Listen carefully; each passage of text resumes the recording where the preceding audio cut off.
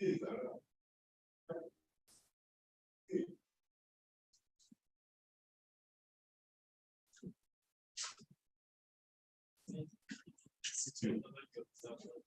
Chief Technology Officer. But at least should call them that the chief, those even if it's just one sentence about it. About his person. Yeah, because when we get here, the other people we are going to describe them. You know, Okay, I can understand. And he now we have had to cancel it. So even if it's just one sentence. But let me check if I can see anything about him on their side. On their side.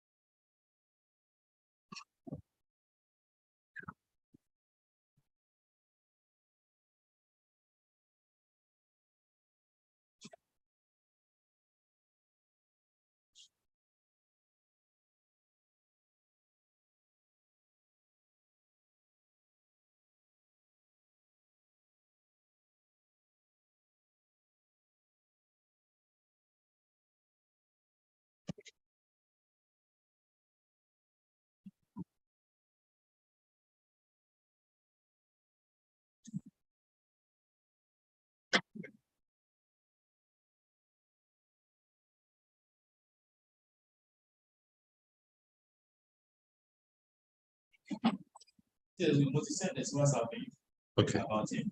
Okay.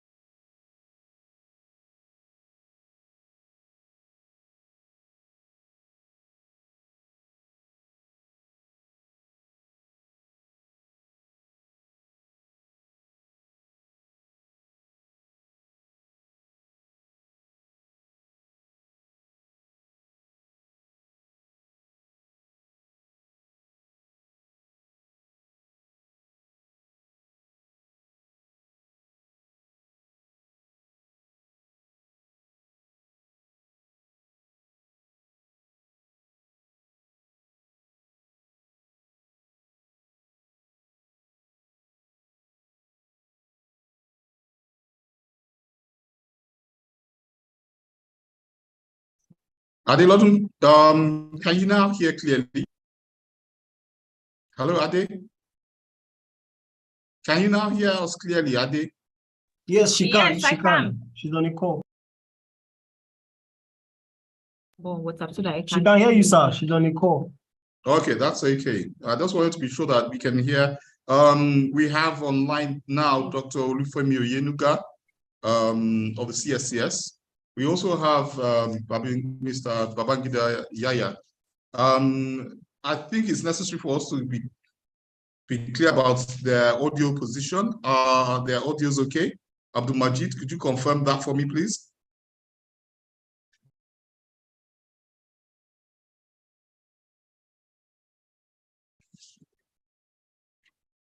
Good morning, Dr. Olufemi. Could you kindly unmute yourself so that we could confirm your audio? Good morning, Dr. Olufemi. Hello, Dr. Olufemi. Good morning. Good morning, doctor. Could you kindly unmute yourself? Dr. Olufemi? Okay, Majid, I think Dr. Olufemi can't hear me. Hello, sir. Can you hear me? Dr. Olufemi is not responding, but he's online. It's important that he can hear us. Abdul Majid, could you kindly correct that? Could you send him a message or something? Let me send him a chat. Yes, please send him a chat. Send him a chat. I'm trying to get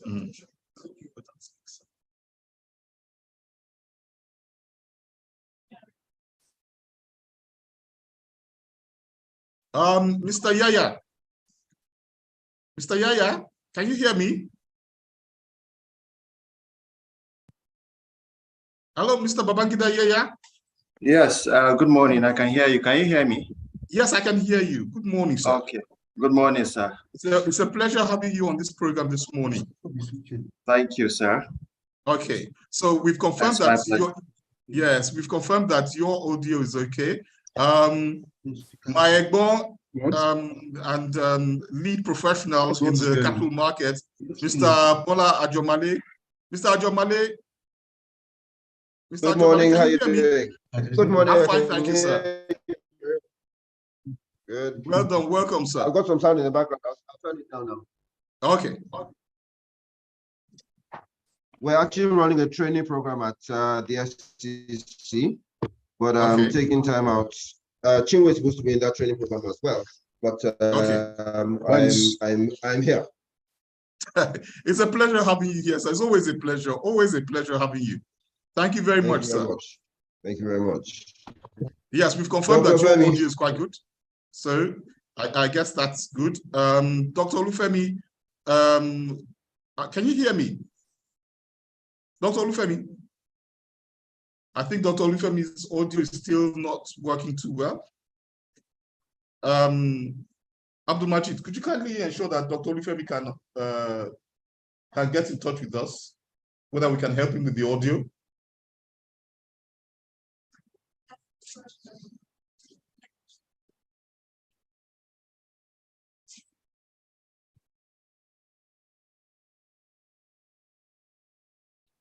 Mr. Jomale, congratulations on the African Exchange Linkage Program.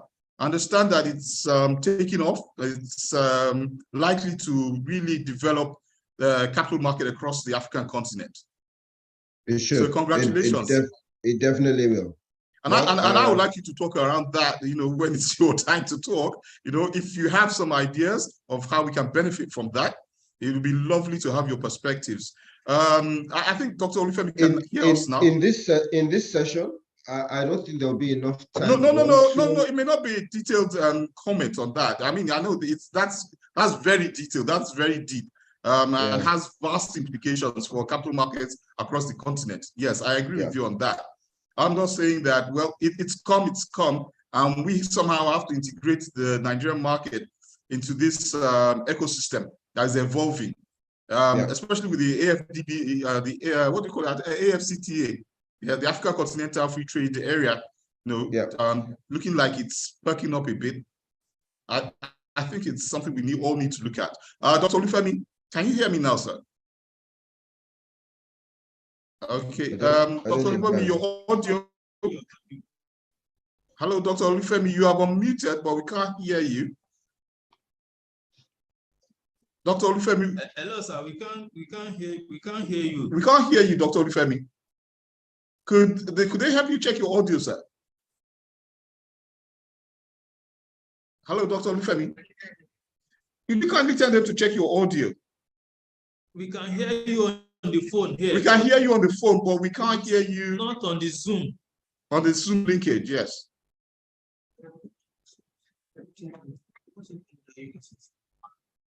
Okay, sir. Okay, sir. Thank you, sir. It's very important and I'm connected to it. No. Connecting because it's very showing. Said the sign, you drop off and join again. Or join again, actually, fine.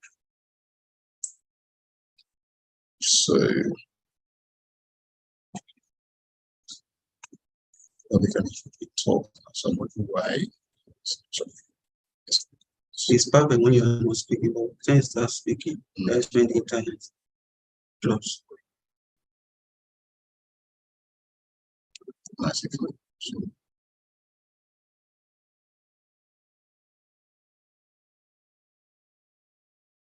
It's not just like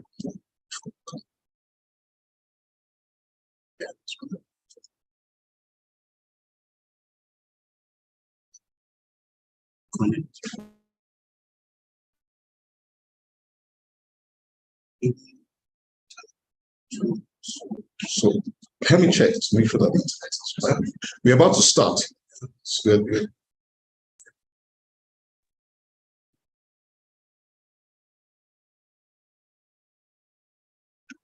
Before, have we started yet? Are we live yet? No, we haven't started yet. We're about to start. Okay, I was just going to ask a question. I sent you some slides they're not really talking about the investor trading experience. It's talking about the structure and a research I did on the industry of operators. So I assume that we're talking more to operators. I hope that is appropriate. Yes, I think it's quite appropriate. Yes, I think you went through it, right? Did you go through it? Yes. It's appropriate. It's what we expected. We didn't expect anything less. I think for now, these are early days for us, so we need to see how the domestic ecosystem works and the key operators within the system and how we expect them to perform their responsibilities within their ecosystem. To get it done, exactly. Yeah, so it's okay for us. It's quite okay. And then I asked for a poll to be put up on the last. Yes, we're going to do those polls.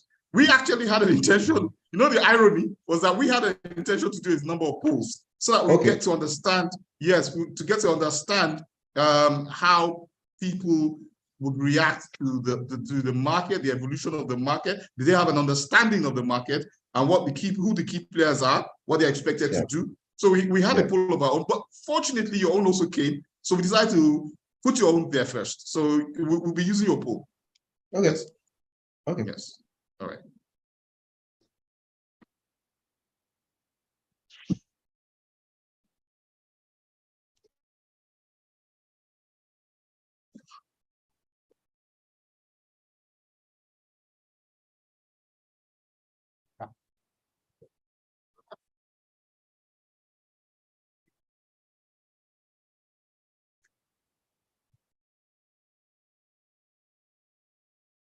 This guy is selling some of these technical guys to be here now.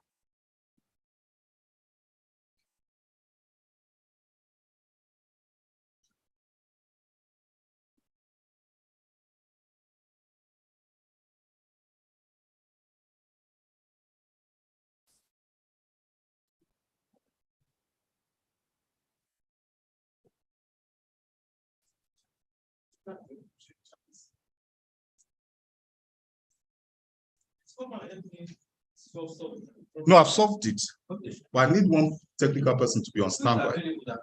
Stay with it. Is Sam available? Some, it depends on What I want is at any point in time, there may be some technical issues, Okay. so we can resolve it. So it wasn't like I will stand up and go. Hello, sir. Let me do this. Oh, yeah, Mr. Tesla, speak so that if you can hear. Hello. Somebody speaking now, sir. Hello, Dr. Oyenuga. Doctor, because we can hear you on the phone. We can't hear you on the system.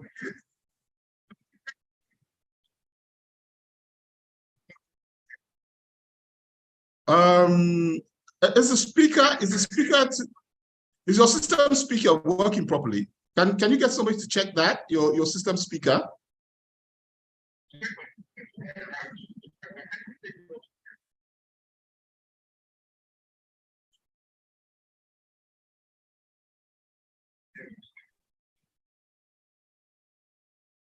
Can you check if you unmuted the speaker at the right hand end of the computer?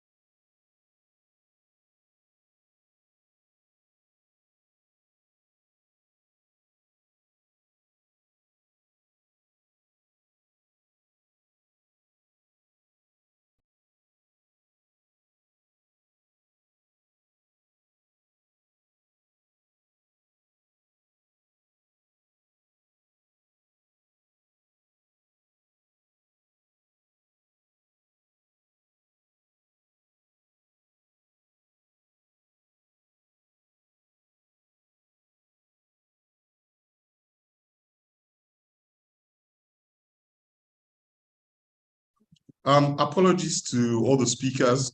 We have a slight challenge with the keynote speaker whose connection. Okay. He'll be with us in the next 1 minute or so. So kindly bear with us. We are very sorry for the delay.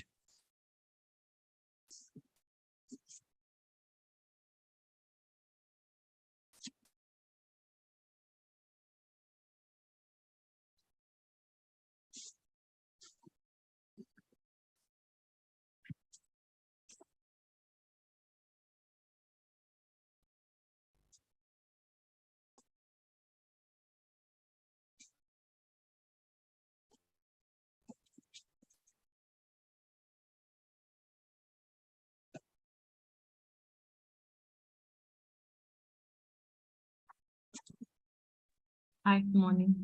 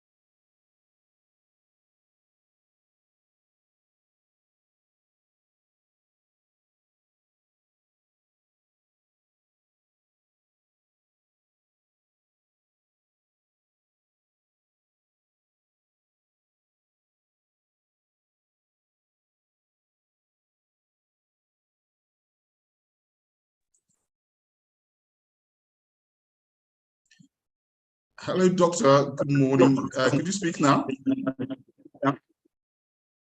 Hello, Doctor. Dr. Olufemi. Hello.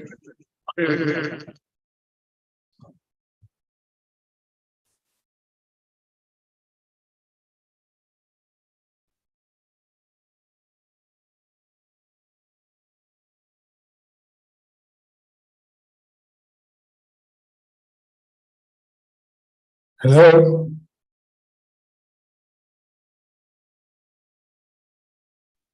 Hello, Hello, sir. Dr. Olufemi. Hello, Dr. Olufemi. Can you hear me? Doctor, can you hear me? Hello, could you kindly speak so that we can hear you, sir? Hello, good morning, Dr. Olufemi. Could we kindly speak so that we can hear you? Hello, Doctor.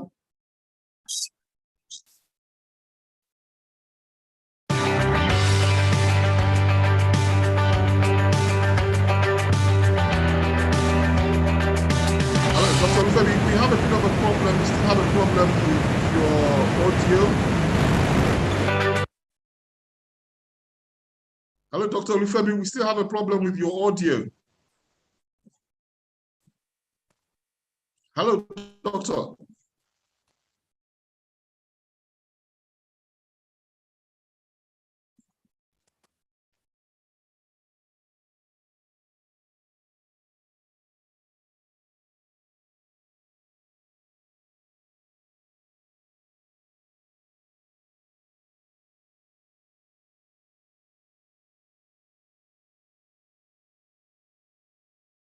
Hello, Doctor. Could you kindly speak so that we can confirm that your audio is working?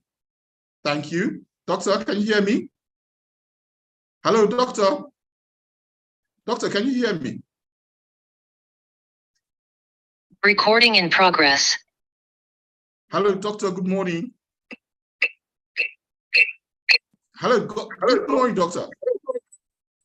Good morning. Doctor, can you hear me, please?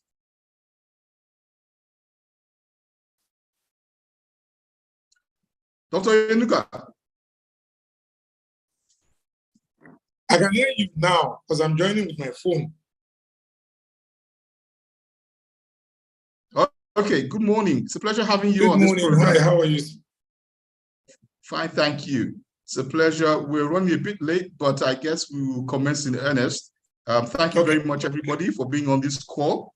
I feel that this is one of the most important calls we will be having and conversations we'll be having about the future of the Nigerian capital market.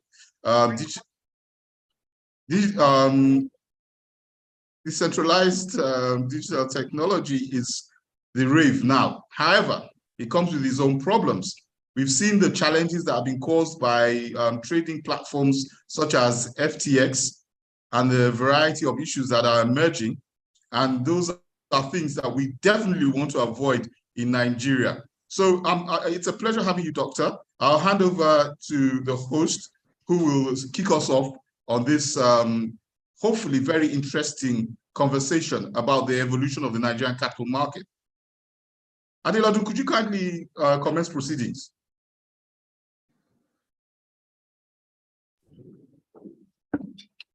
Good morning, our guests from Nigeria. Good afternoon and good evening from other parts of the world. And thank you for joining us today. I am Adeladu Jimo, the Client Relationship Manager of Proshare and your host for today's webinar. Kindly let us know the location you are joining in from and feel free to interact with us in the chat box. Share your thoughts as we go ahead with the webinar. On behalf of the board and management team of Proshare, I welcome our speakers, participants joining us in Nigeria and abroad. We are delighted to have you today as we discuss the theme online trading in the age of distributed ledger technology, DLT, improving investors' experience. As the discussions around machine learning, artificial intelligence, and distributed ledger technology in capital market payments and settlement system, trade actions become louder, the need to harmonize plans, programs, and sector outlooks become compelling.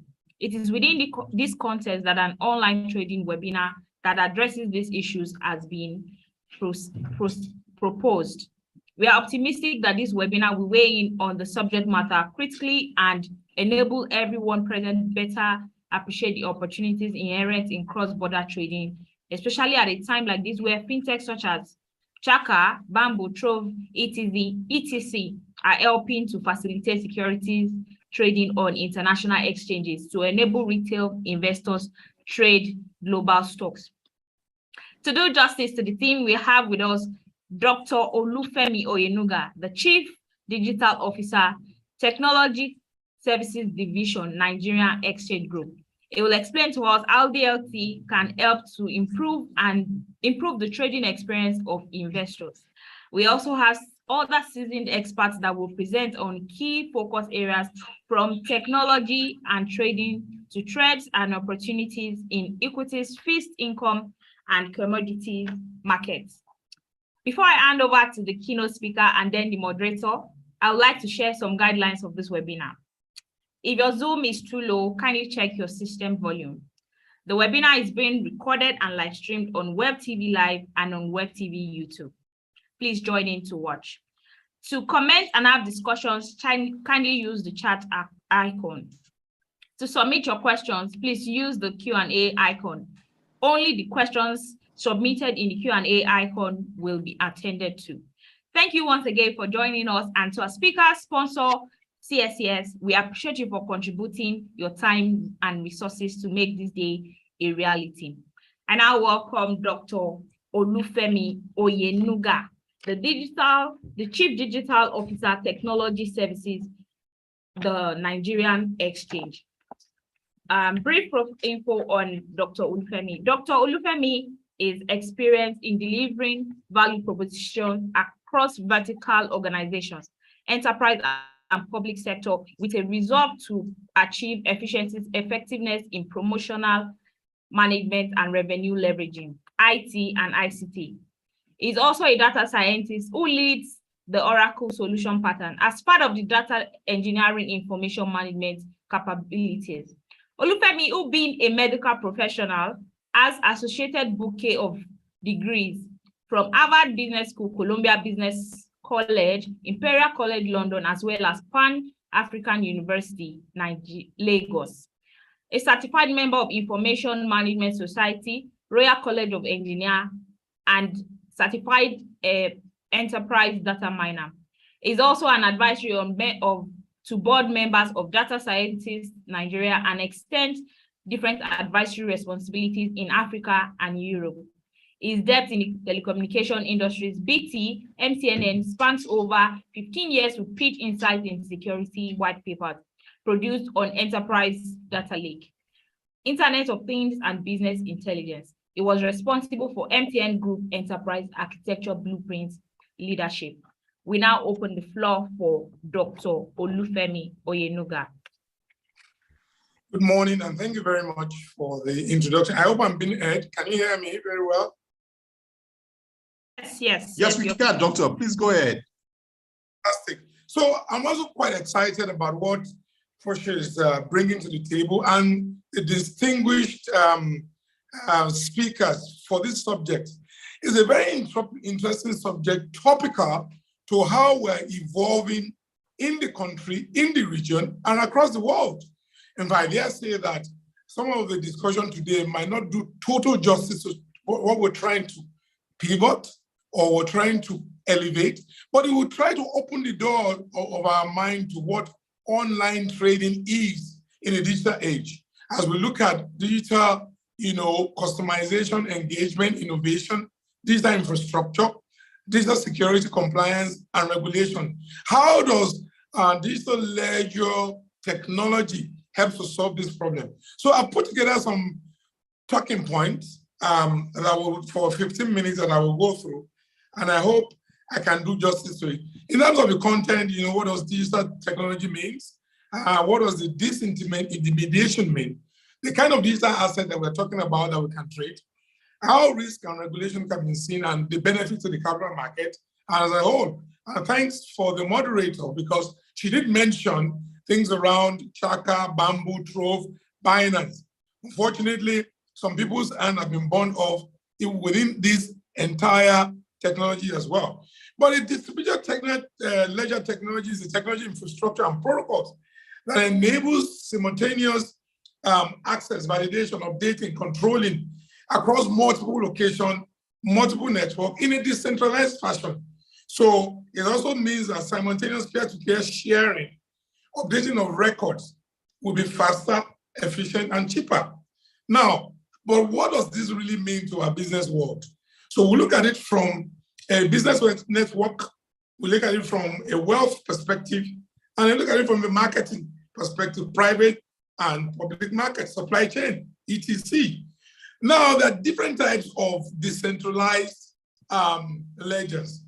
There are also a lot of centralized ledgers as well in the traditional world. But we also have distributed ledger coming to play here. What does that now do? It helps us with the transfer of assets, building of value, and also help us to control ownership of products and services. So fundamentally, there are two types of assets, tangible and intangible. I know there's a lot of gurus on this call. And you also have financial and intelligent patterns of assets as well, bonds and patents on definitely the almighty cash. And I think we're expecting the change of new cash notes in Nigeria in January, even as we see e-naira advance into the future. What does the ledger now mean? It's a system of record that helps business to have multiple ledger and multiple businesses to participate in transaction or a contract. So for instance, Bola buys and a car from Femi, or John pays Anthony, or a car won't start. If a car would not start, fund will not pass to John, and third party and things like that. That's actually a ledger system. So the disintermediation of this process is what this technology helps us to achieve. So financial disintermediation is very important. The purpose of disintermediation as well is to help us cut costs, to help us speed up delivery, or sometimes both. So this part of the blockchain technology, DLT for short, allows people and organizations who may know each other or may not know each other to trust themselves and collectively agree on the pattern where this information can be stored or captured by authority in a third party. In fact, I dare say that it helps us to trust the data as well. What the kind of digital asset that will be traded in this new digital world? So we have things around crypto, commodities, utilities, security, reward tokens, stablecoin, CBDC from central bank, decentralized finance, and the almighty NFTs. They are all coming as a potpourri. But you recall that before we had this technology, institutions would always use middlemen or tools. And this actually comes with a lot of uncertainty and risk.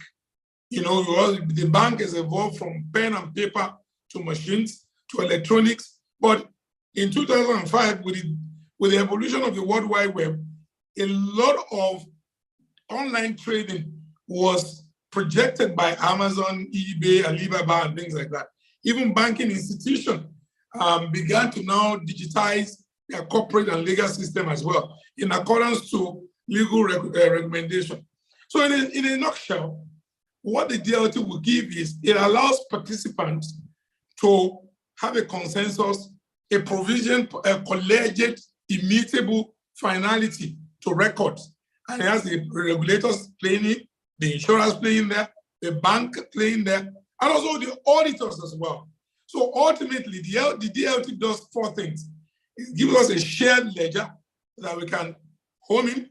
It gives us a shared contract that gives us the ability to put it in a database in a transactional form, and everybody has some peace of mind. It gives us some privacy and trust. All this is called trusted intelligence and digital trust in 2022 going forward. So this is where CSCS starts from, where you have governance and risk, security and things like that, but that's what it pivots. Now, what kind of DLTs can you have? You have permissionless ones and the permission one. Ultimately, the example of the permissionless one are the Ethereum and Bitcoin. The Ripples, no native token, are the example of the permission one. So a block can be created by any node because it's permissionless. But in the permission one, more attractive for institution operating timestamp registry, like we have in the capital market or within the court system, judiciary system, and using a ledger. So people can actually share the ledger and ensure that the system is all recording all the different transcripts in one snapshot. What that means is that a smart contract can be created in DLT. And what a smart contract means is you have business and individuals through the system operating on a peer-to-peer basis. Document and asset can be expressed in code, publicly accessible records, historical records, transactions are created. So in short, there's a contract between parties written in code, is executed in codes, and individuals as well can maintain monitorability in code. I think I'm on the 15th slide, please. Now, what that does is the benefits of this DLT is it helps with identity management, it helps with asset tracking, it removes uncertainty, it re-engages deals and creates that component across our industry. Now, there's an autonomous architecture around this that is born in the cloud. You can pre-assemble it, manage it, both in the public cloud and the private cloud. And it goes through the Hyperledger fabric of the blockchain nodes in a containerized version. All these are all boring stuff. Anyway, let me pivot to the interesting stuff. But for people who are technologically advanced, you want to know things around the platform as a service, Kafka managed service, and things like that. Now, how do we now apply this? The application of this can be seen in our industry today on online trading. So if you look at the snapshot on trade finance, the image, the schematics that I put together has been enabled with digital technology, digital ledger technology, where you have customers, importers and importers, insurers, exporters, shippers, interbanks, exporter interbank and importer interbank, corresponding bank, the main exporter, the primary exporter, and document carrier, all involved in an ecosystem, sharing all the information between them. So DTL enables the workflow to build from an actual proof of process system where each steps of the workflow can be signed by all stakeholders. That's one of the things that is applicable in the finance space. In traceability of diamond as well, I'm on the slide 20, where you have fingerprinting of diamond. Each stone has basic character, and the basic character of each stone can be codified in a ledger. So every ledger has a permanent ledger for the diamond certification. I'm on slide 20 for its relatable transactional history. So that is another application of the DLT in online trading. So you have fingerprinted diamond, traceable. Now you move into land registry as well. Now when you look at land registry, that's a broker system in land registry. That's an exchange, that's a clearing house, that's the registry, that's a central bank, that's a settlement partner, custodians, all interplaying, because before the land rate, most of the 90% of rural areas are not even on a cadastral registry system.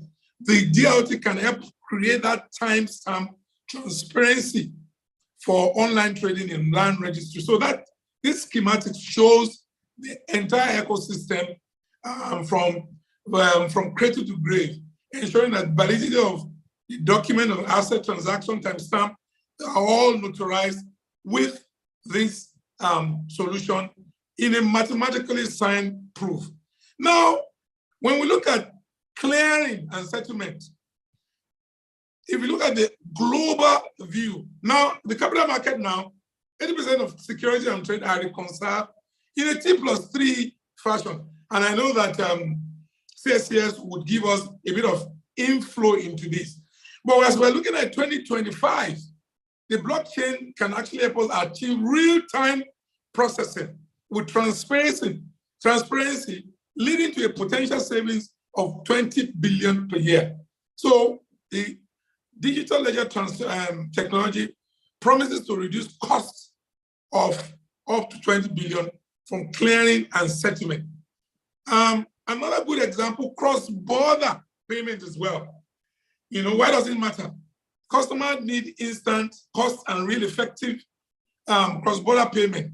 What the DLT will come to do for us is, like Ripple, incorporate a customer, or Transwire for retail customer, provide solution to help hasten that relationship between the cross-border organization and cross-border commercial intent.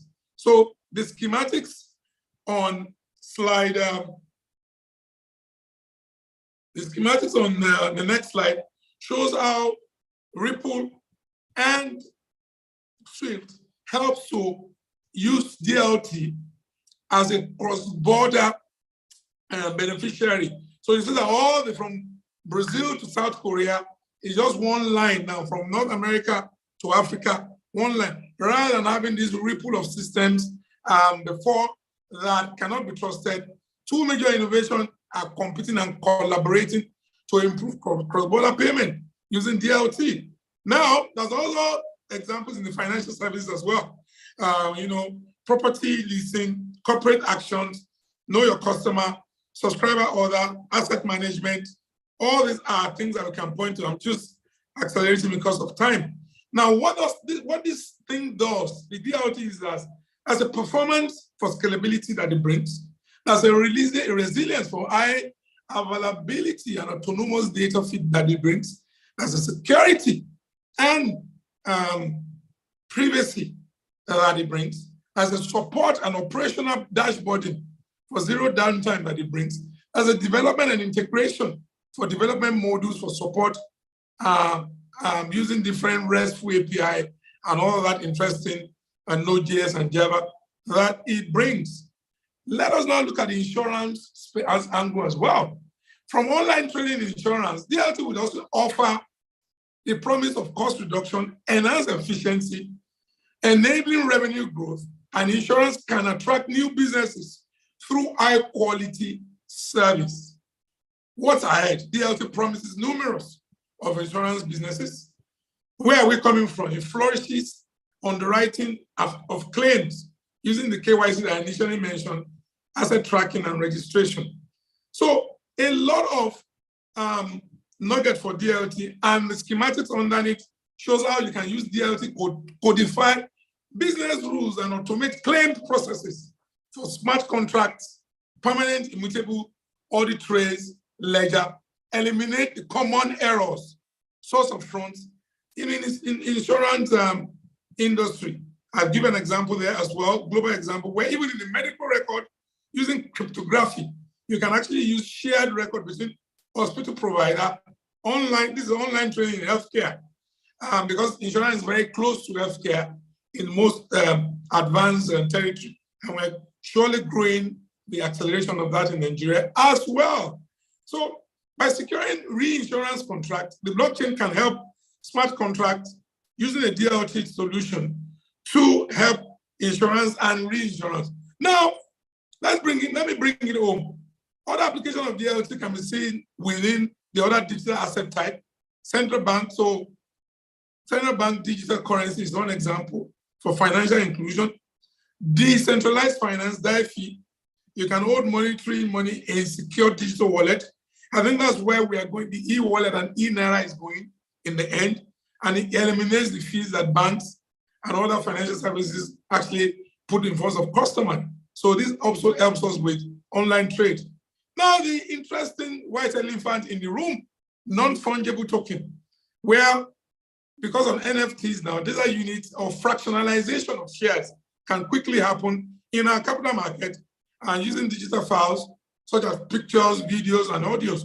So the non-fungible tokens are cryptographic assets that DLT would uniquely assign a code to and helps the metadata to distinguish one from another. Quite a very interesting and nifty solution. Web 3.0 as well helps to create transparency and data, online data during transaction, and helps to centralize organizations such as Twitter and Facebook that are using it now.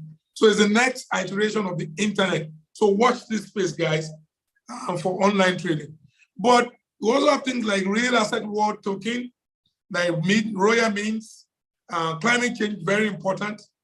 We have carbon dating and carbon graphics now, a carbon credit, all fashioned around it, real line asset token. But the story is not all one direction of all the things that DLTs can give us. In fairness, it needs to be well regulated. Because global policy making around digital asset was very fragmented before, but it's coming together. And I think that's one of the highlights of this webinar as well. I heard it when the moderator was introducing the topic. How do you ensure the online market changes and emerging threats are not consuming the advantage of the decentralized assets? How do we ensure KYC for customers are all within the framework of anti-money laundering and know your customer? And the risk as well. There's a lot of risk. Sometimes investment risk in digital assets is not backed by fiscal holding or fiat currency issued by government. So, for instance, the owner of a very popular DLT propelled solution just passed on at the age of 30 and disappeared with millions of dollars. And some even went into bankruptcy and lost over $400 billion. So things are some of the risks. The code are risk as also a risk coding can refer to vulnerability in a decentralized access, given that the complex nature of these protocols may not be uncommon, and errors in the code that can provide malicious party with an attack can vector and help them steal things. So there are risks. But what are the benefits? Let me bring the good story home as I round up. So in safe science, DLT will help us reduce costs. It will help us increase trust and reduce risk as well. In fairness, when we're looking at fragmentation of shares, the fractional shares opportunities has helped, DLT has helped to usher in new waves of investor online. Fractional shares also helps a commission-free online trading, paving way for the record number of first-time investors, most especially that we have millennial and digital investors in our ecosystem. If you have a population of 75 to 90 million millennials and digital investors, now, and they're so glued to DLT technology in other ways like Bet Naija or Bet Africa or Nintendo, we can bring this solution and use it to the advantage in the capital market. And the last word as I close is, small investors can buy slices of stocks in the capital market so that we can all be better and make it a better place. Thank you very much. As I've come to the end of my discussion, takeaways: digital interaction through online systems, digital infrastructure through DLT, a variant of blockchain, risk assessment, compliance, and also cloudification of online trade for efficiency and agility in 2020 and beyond. Thank you very much. It's been a pleasure to share some of these thoughts generically. Thank you. Indeed, our keynote speaker has done justice to the theme of the webinar. And thank you very much, sir, for doing justice. It's been insightful, and we are looking forward to other insightful presentations from other speakers of the webinar. Permit me to introduce the moderator for this webinar in person of Mr. Teslim Shitabe. Mr. Teslim Shitabe has the floor now. Okay, thank you very much, Adelodun. Thank you for the introduction. Dr. OYENUGA, I want to doff my cap. I'm not wearing one, but if I were, I would have doffed my cap to you for providing us with such a stimulating presentation within such a short period of time. That was really insightful and brilliant. But something I want to ask you before other people can jump in and ask their questions. That's the privilege of being a moderator. I particularly was interested in the area of land. It's actually in the rural area. We have 40 million plus SMEs in Nigeria. A lot of that transaction doesn't occur in the urban centers, but in the rural centers. Now, we've pushed agriculture very strongly in Nigeria. And we've said we want to grow the agricultural sector as a way of diversifying revenues. But most of the people who engage in agriculture don't have land titles. Can DLT provide an opportunity for these people to access the financial system despite the fact that they don't have the traditional land titles? That's one of the questions I would really like you to answer. And then, as a second question, as a chaser to that question, you've talked about DLT and its opportunities. Now, with the state of the art where it is globally now and where Nigeria is, what gap do we need to fill? And how much time do how much time do you feel we have to fill that gap? Doctor, have you heard me? Yes. No, I've heard it very well, and those are very interesting questions. I'd rather say flesh and blood did not even reveal those questions to you, but you've laid it in a way where we can actually talk on this for 2 or 3 hours. Yes, you're right. How about have a centralized pivot around agricultural drive that we're trying to establish in the country with land and certification with DLT. DLT can actually, and it's actually helping some states.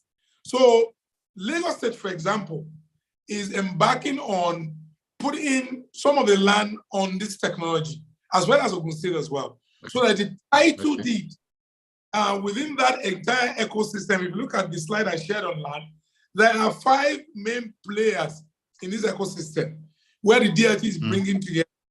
So you have the registrars, you have the custodians, you have the clearing service, you have the brokers and the landowners as well. What DLT does is it gives an immutable code that is owned by all the parties, so that there is a proof of trust, of ownership, and certification of the land, and that can help even with financial inclusion as well, imperative, where the farmers. So if you look at things like around what Elo tractors are doing, Elo tractors are actually Ubers of tractor.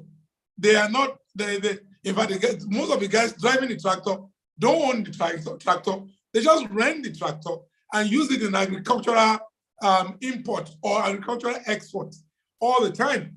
Now, that's that synergy between the transportation system of Elo tractor, ownership of land, certification of it, being coalesced and integrated with DLT. Ultimately, it helps with us solving a problem. And I think, yes, we're just playing catch up, even in Nigeria, because we've not started. Initially, there's a trust issue, but I think the trust issue is getting a big address, so attention. So, for instance, the youthful millennials are not interested in buying a property and keeping it for 25 years until the value improves. They're not interested in that. But perhaps they can do fractionalization of land via the DLT tokenized land purchase in a very wealthy place. So for instance, they can buy a section of a $5 million property in Banana or in Abuja or in Kano. Just put 5,000 there. And because it's a non-fungible token, they can tokenize it and sell it when they want to move, because it's a sharp, microwave Japa syndrome, generation. Whereas the older 50s and 60s can let a land fallow for 6 to 30 years. So that's what they ought to do. Your question is also spot on. The curriculum must change. We are playing catch up, but the good news is that everything that needs to be digitized will be digitized. It's just a matter of time. So the same iPhone that I carry in Nigeria is what somebody is carrying in Australia, and the same person is carrying in Qatar. Is how we are now using it. So good curriculum, our triple helix system, where we actually begin to look at things around machine learning, automate, artificial intelligence, new codification, new technologies that is driving change must be accelerated. It's shocking, sir, to find out that some universities are still teaching COBOL and Fortran in 2022. That doesn't make any sense to me. So part of the digital infrastructure pillar that the National Economic for Digital Growth in Nigeria is putting together is to address those pillars, to say curriculums must change, harness them from youth, go into the primary school, begin a digital hub, innovation hub, begin an acceleration program, expose them to this technology, bring seed investors in, let the fintech, agri-tech, regtech, soundboxing, regulation drive this, and let's scale to the next level. So those things are also happening, and we're quite excited about the momentum as well. So yes, we may be playing catch up, but technology has no barrier. It's all in the mind. Thank you very much.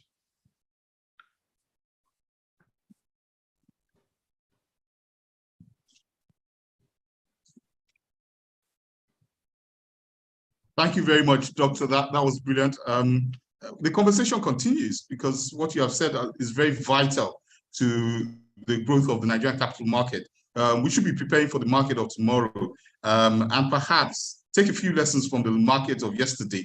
But ultimately, Nigeria needs to grow its capital market, and DLT seems to be one of the ways to do it. And I'm happy that you talked about clearing and settlements in the DLT system. To help us get a deeper understanding of this clearing and settlement using DLT technology is Mr. Babangida Yaya. Mr. Babangida Yaya is the head of Depository of Central Securities Clearing System, a position he assumed in March 2020. He has overall responsibility for supervising the delivery of depository services to a growing portfolio of real estate and private equity fund clients. Mr. Babangida Yaya has about 15 years of cognate banking and capital market experience, with the last 8 years holding various management capacities. Prior to taking up the role as the head of depository CSCS, he was lead operations transformation SQA group operations. He has worked extensively in the cross-functional roles. He possesses unique experience and skill set, which he deploys towards achieving strategic corporate goals. Mr. Babangida Yaya has an antecedent for managing big teams, repositioning them and keeping them engaged towards the realization of corporate goals. A certified trainer that has also contributed to several mentoring schemes. And I'm happy that Mr. Yaya is a certified trainer, because Dr. OYENUGA just talked about the need to drill down the knowledge about digital technology to a younger generation. And so your mentoring capacity will come in useful here while you give us insights into the subject matter, understanding the clearing and settlement system in the age of distributed ledger technology. Critically, moving the needle forward. That's very critical for me, moving the needle forward. So, Mr. Yaya, you have the floor, please. Could you educate us on the clearing systems and how the clearing system takes advantage of DLT? Thank you very much. Mr. Yaya? Mr. Yaya? Hello, Mr. Yaya? Are you there? Oh, okay, my apologies. I was muted. Can you hear me now? Can you hear me now? Yes, we can hear you, Mr. Yaya. Please go ahead. Thank you very much. And good morning once again. It's my pleasure to be here. I'm really delighted to be on this session, to get an opportunity to not only contribute, but to also learn. Dr. OYENUGA, our keynote speaker, has opened the session with a very powerful presentation. And I think that by so doing, he has also made my work a lot easier because I'll be looking to leverage on the foundation he has built for us this morning. I think my own conversation is a very brief one, and it is just essentially to highlight what the DLT itself represents as in this age and time as it relates to clearing and settlement. For us at the CSCS, one of our core mandates for the market is clearing and settlement for the entire market. We are security agnostic. We handle clearing and settlement for all asset classes, be it equities, fixed income, commodities.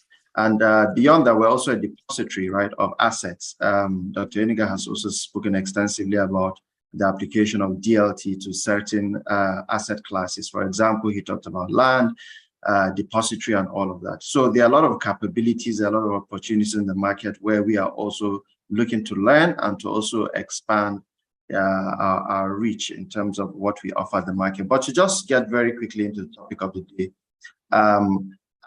as Dr. OYENUGA has already done a very good job, I would just avoid going to what I would call the definition of DLT or how the DLT works. He has already done more than enough justice to that. But I think given the context of the conversation we're having, it's also important to focus on some key elements in terms of how the DLT works. So for example, when Dr. OYENUGA is speaking, he talked about, earlier talked about the capability of distributing ledger, around the peer-to-peer network. There are also very strong encryption anti-tampering measures that the DLT brings as a value to guard against data being removed, retroactively altered.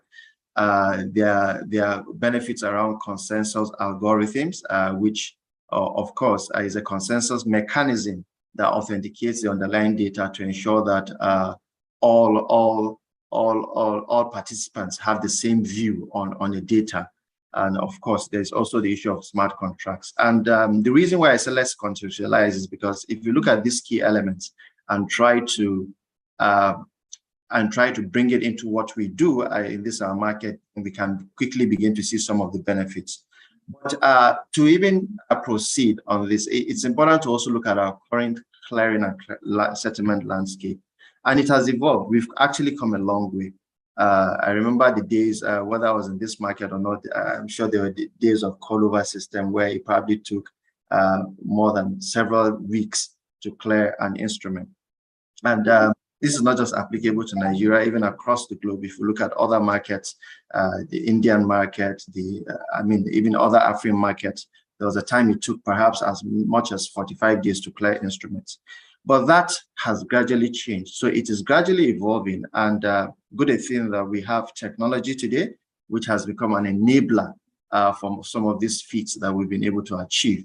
And that is also the reason why we're talking about DLT today. Today, we're in a market where we are predominantly doing T+3, if you look at the equities market. But there are also conversations that are happening around how that can be improved. Whilst we're having that conversation on one hand, on the other hand, in other markets, we are looking at jurisdictions where T+0 is already a conversation. And to even take it further, we are talking about atomic settlements today, where these settlements happen instantaneously. All of these capabilities could only have been possible by the emerging technologies, that we have seen today. And that's also one of the reasons why we are talking about DLT today. So in further applying the DLT to clearing and settlement, as it were, considering that DLT in itself brings some benefits around decentralizing the network, which obviously comes with some benefits that we have listed. The question is, are there benefits for us in adopting the DLT as it relates to our clearing and settlement today? So let me just take a good look at our market. And I think the keynote speaker also touched on this. If we take a look at the average age of our investing public, our investors in the market today, the last time we checked, it was somewhere around close to 55. We're talking about how to, to bring in the younger generation into our markets. And one would wonder why exactly it is that they're not exactly interested. We've seen the sort of activities that have been witnessed around cryptocurrencies, and we've also seen the demography in terms of the investors that participate in this space. And this is exactly where the younger generations are coming from. In a conversation, someone I was having a conversation with he was asking me, because of course I was in the bank before now, and he was asking me where I was working. I told him CSCS. He wasn't exactly sure what that meant. And I tried to explain what we do as capital market. And I tried to also ask why he's not interested in investing in the market. And he said to me that he doesn't really understand this. He doesn't understand why he has to wait for 3 days to get settlement. And that's the reality of the world that we found ourselves in. If we want to begin to expand the reach of investors or participation in this market, especially as regards the younger generation, that we need to look at, we need to understand their appetite and begin to position in terms of how these things are changing. In terms of the benefits that the DLT itself brings to clearing and settlement, so for example, we have talked about the fact that it connects participants to each other on a peer-to-peer network. We've talked about how it also allows for sharing on database management responsibilities, either directly with each other on a peer-to-peer basis. And of course, what will also be critical here is being able to differentiate what roles critical players will play, within this market. The question is there a rationale for adoption of DLT for clearing and settlement? Obviously, there's a rationale, and for so many reasons. A lot has been mentioned by the keynote speaker. So, for example, we're talking about how it reduces complexity, especially around cross-border transactions in the way and manner that assets can easily be transferred across entities, maybe as a result of tokenization, and some of these benefits that DLT itself brings. We're talking about how we can actually improve our end-to-end processing speed and availability of assets and funds. Again, largely also driven by the efficient efficiency gains that come as a result of tokenization. In terms of rationale, as a market today, there are conversations about how we can decrease the need for reconciliation across multiple infrastructures.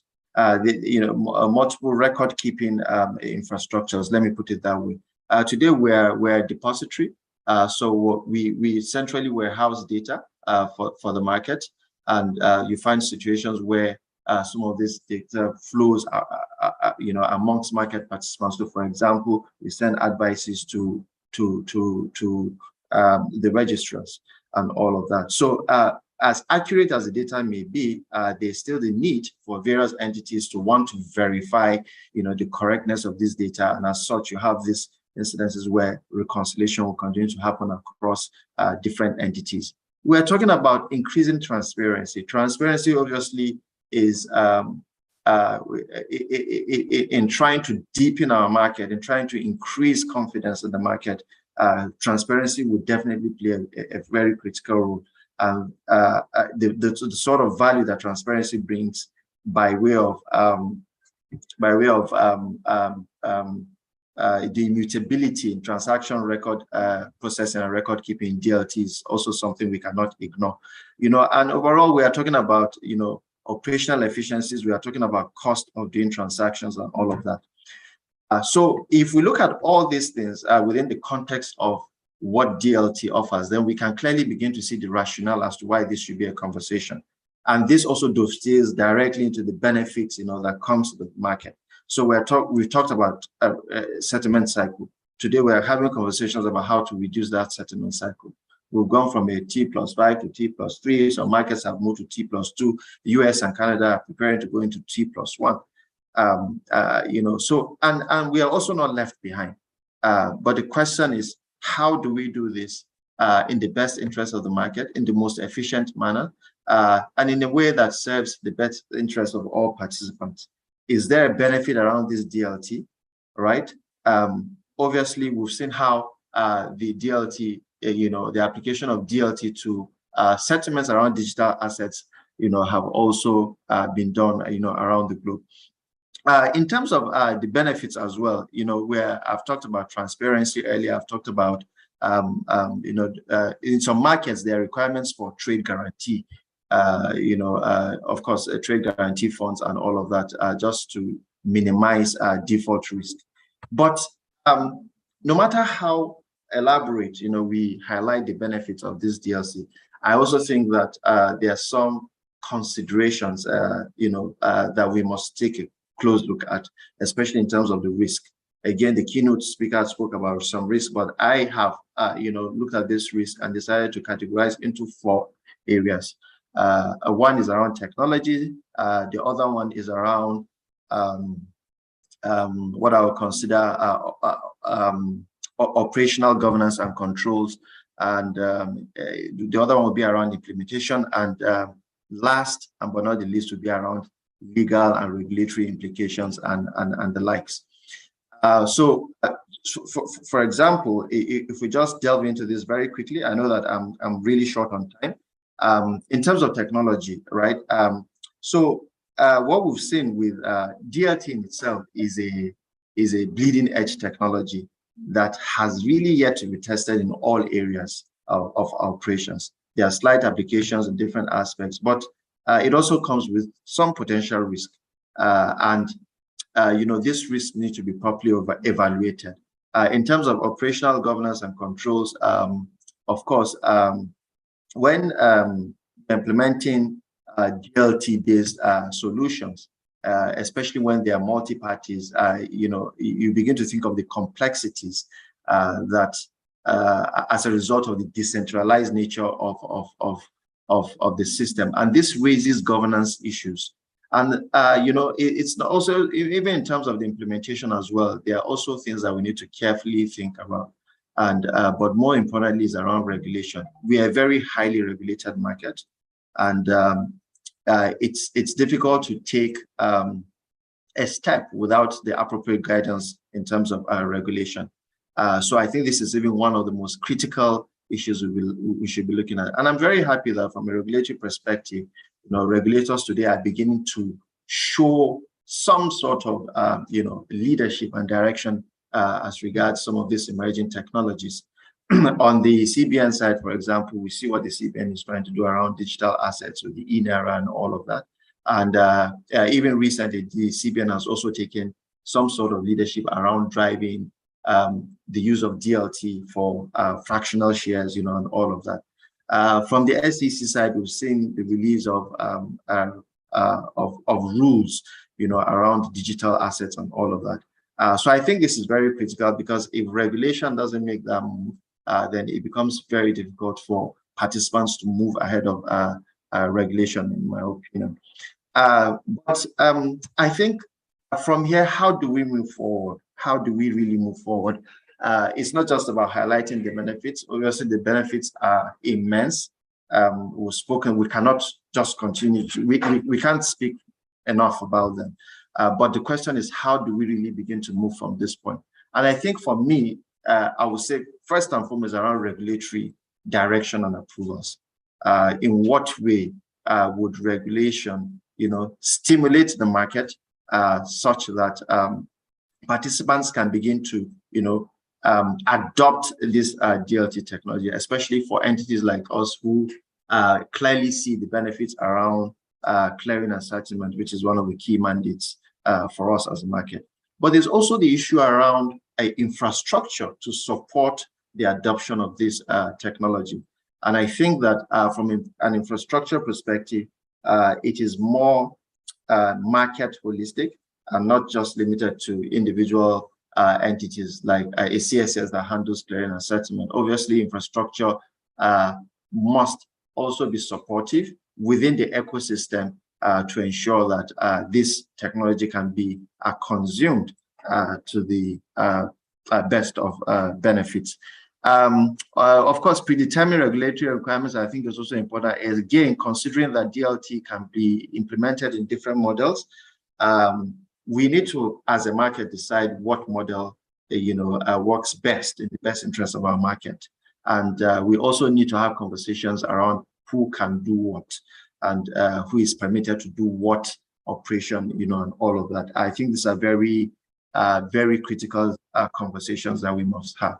I think that there's also a need for us to continue to advocate to the market, the entire market participants in terms of buying.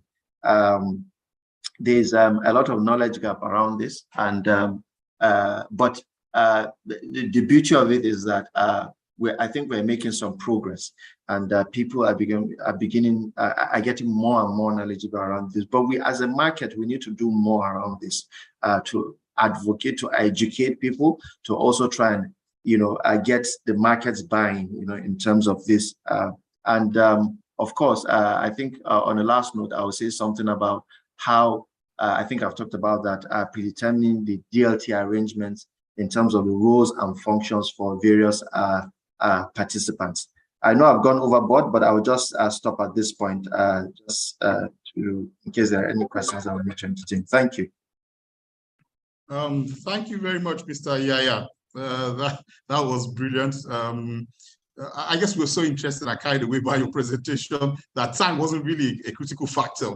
But I want to thank you very much for a very brilliant presentation there. I would like to make a small appeal to subsequent speakers that if you have slides, you could kindly make them available so it's easier for participants at the session to follow the speaker. The good thing about it was that Mr. Yaya's presentation was so succinct that it was easy to follow him without slides. However, we would like the slides, Mr. Yaya, if they are available, kindly share the slides with us. Some of our participants have requested to see those slides. And like you have rightly pointed out, we need to broaden the conversation, get more people in, more people at a younger age to get buy-in into some of the things we are arguing or what we are proposing should occur in the market. And so your slides will be very, very useful. Thank you very much. But you're not going to go away lightly. You're not going to go away lightly. When you were talking, you talked about the Central Securities Clearing System and the fact that DLT is going to be a critical factor in what you do going forward. You also mentioned the fact that you do clearing for a variety of asset classes. Now, I have a question for you. Currently in Nigeria, the CSCS is not the only clearing platform. For instance, for fixed income securities, we have FMDQ Clear. We also have Nigeria Clear. And there are other clearing platforms that exist within the system for different asset classes. My first question to you is, in a world where we actually adopt, and perhaps, like you said, adapt DLT to our own situation, would you ask for clearing institutions to reduce costs, improve efficiency and effectiveness, and generally just create an environment where transparency and clarity is enhanced by having a centralized system? Your organization is called the Central Securities Clearing System. Nice name, but there are other clearing platforms. So would you suggest that going forward, we could look at the possibility of integrating all these different platforms into one institution and apply the DLT technology to the clearing and settlement processes? That's one question I'd like to ask you. Another quick question I want to ask you is that how do we push the needle forward a bit by getting regulators, operators, and the federal government on the same page with timelines concerning the adoption of DLT to capital markets, clearing and settlement activities? Thank you. I hope you heard me. Mr. Yaya. Thank you very much. I think I got your questions, even though it was breaking up at some point. I believe it must have been from me. But just to take your first question in terms of multiple entities performing the same role, and as to whether, you know, unifying these entities perhaps may bring some value. So I will put it this way. So today we're a depository. We're not the only depository in the market, like you rightly said. I totally agree. And I think that the way I see it is that I see it more from the perspective of interconnectivity. That we're not the only depository in the market today. Is it a good thing for us at the CSS? I think it is absolutely a good thing.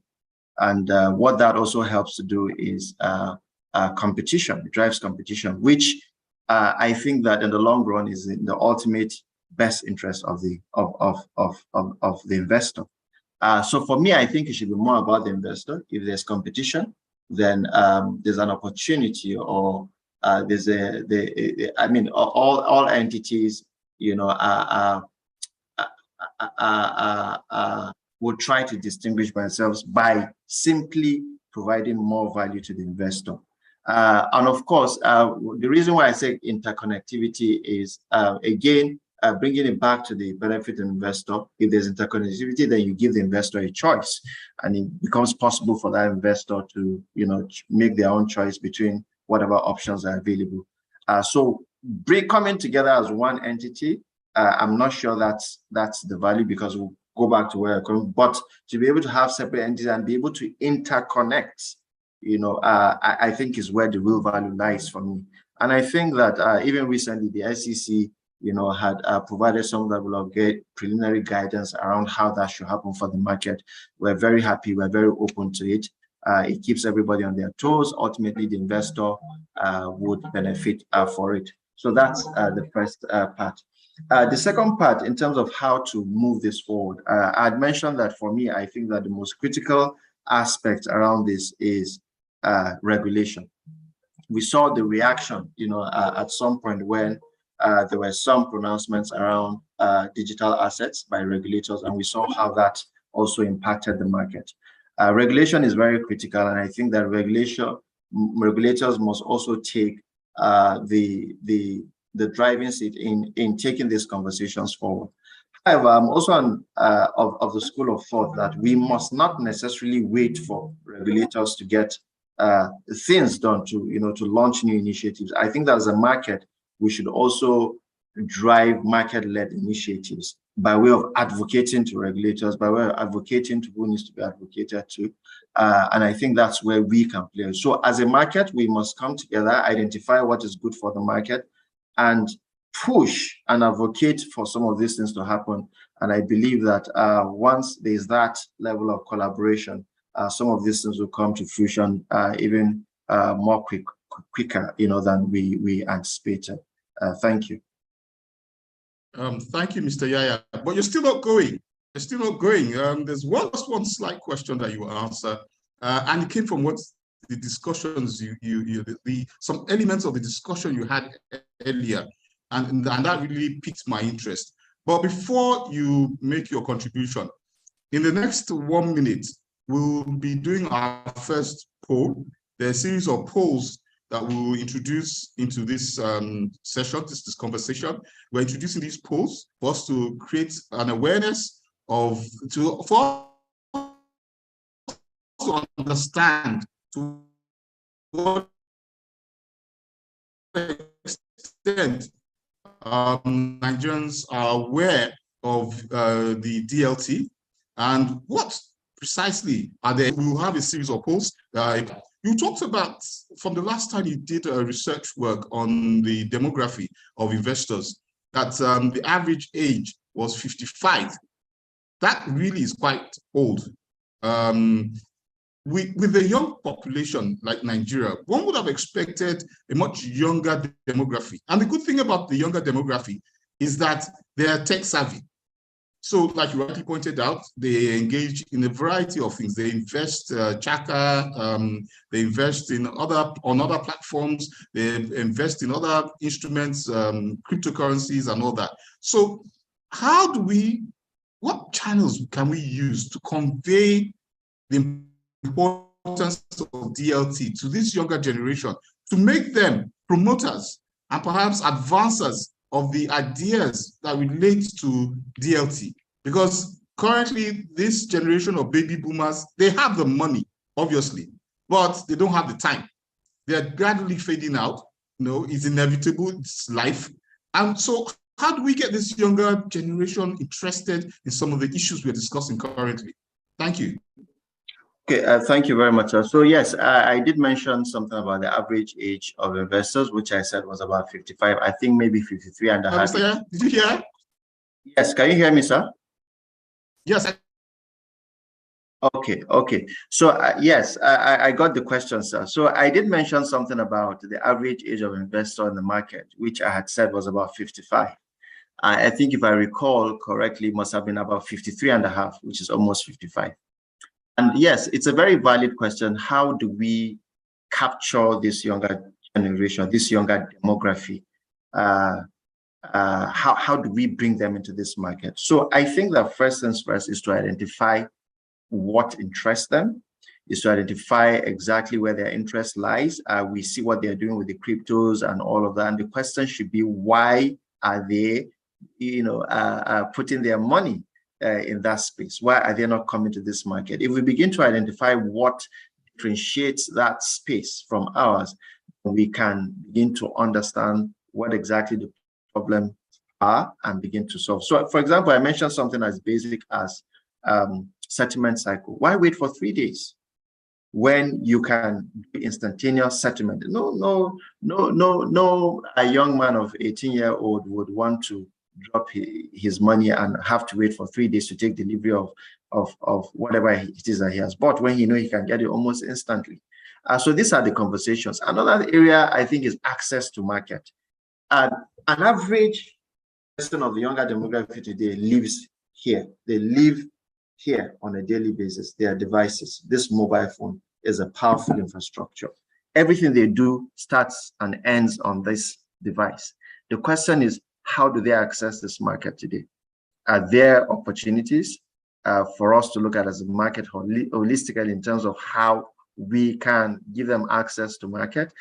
So these are some of the conversations. The beauty of what DLT provides, the way I see it, is that in DLT, we're able to achieve some of the things that they're currently in the space that is of interest to them. And if we can begin to apply to our own market, then we can begin to change some of those narratives you know, and I think that this is where thinking innovation, you know, comes as a responsibility for all of us as market participants. And if we don't look at it, you know, through the same lens, you know, and move in a concerted manner towards resolving some of these issues, we'll all be hurt in the end. And I think that to be having this kind of conversations today, having this kind of webinar being put up by Proshare, I think is a very brilliant idea.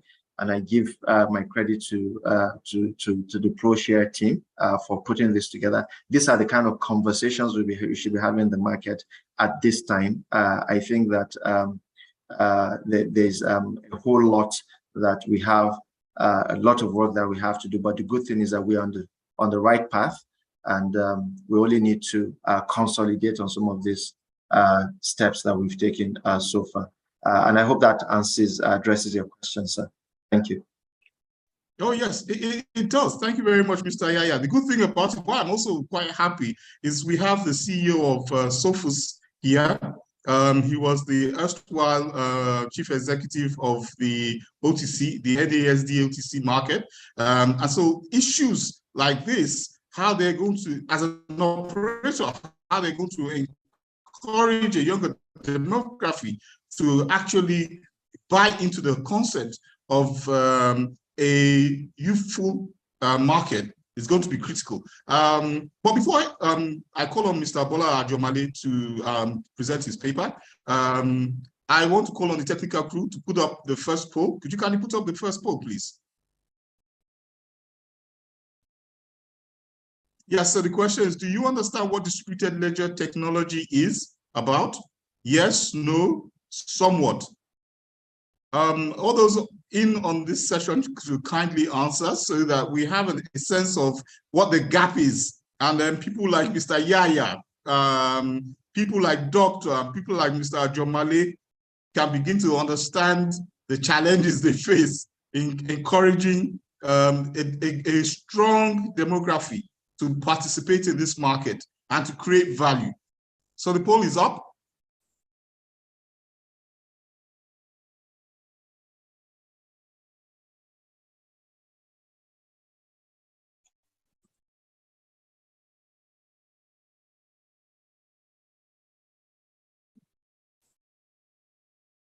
Okay, I think we've had enough time to fill the poll. It's my pleasure, great pleasure, to introduce Mr. Bola Ajomale to this platform because he's had tremendous industry experience. It's the kind of experience very few people have the opportunity to share. I'm sure we will enjoy his presentation, and from the well of his knowledge, we'll perhaps get a context into how the market can move forward. Just a brief about Mr. Ajomale. Mr. Bola Ajomale is currently the managing director of Sophus Consulting Limited, a wholesale capital markets consulting service focused on deepening African capital markets.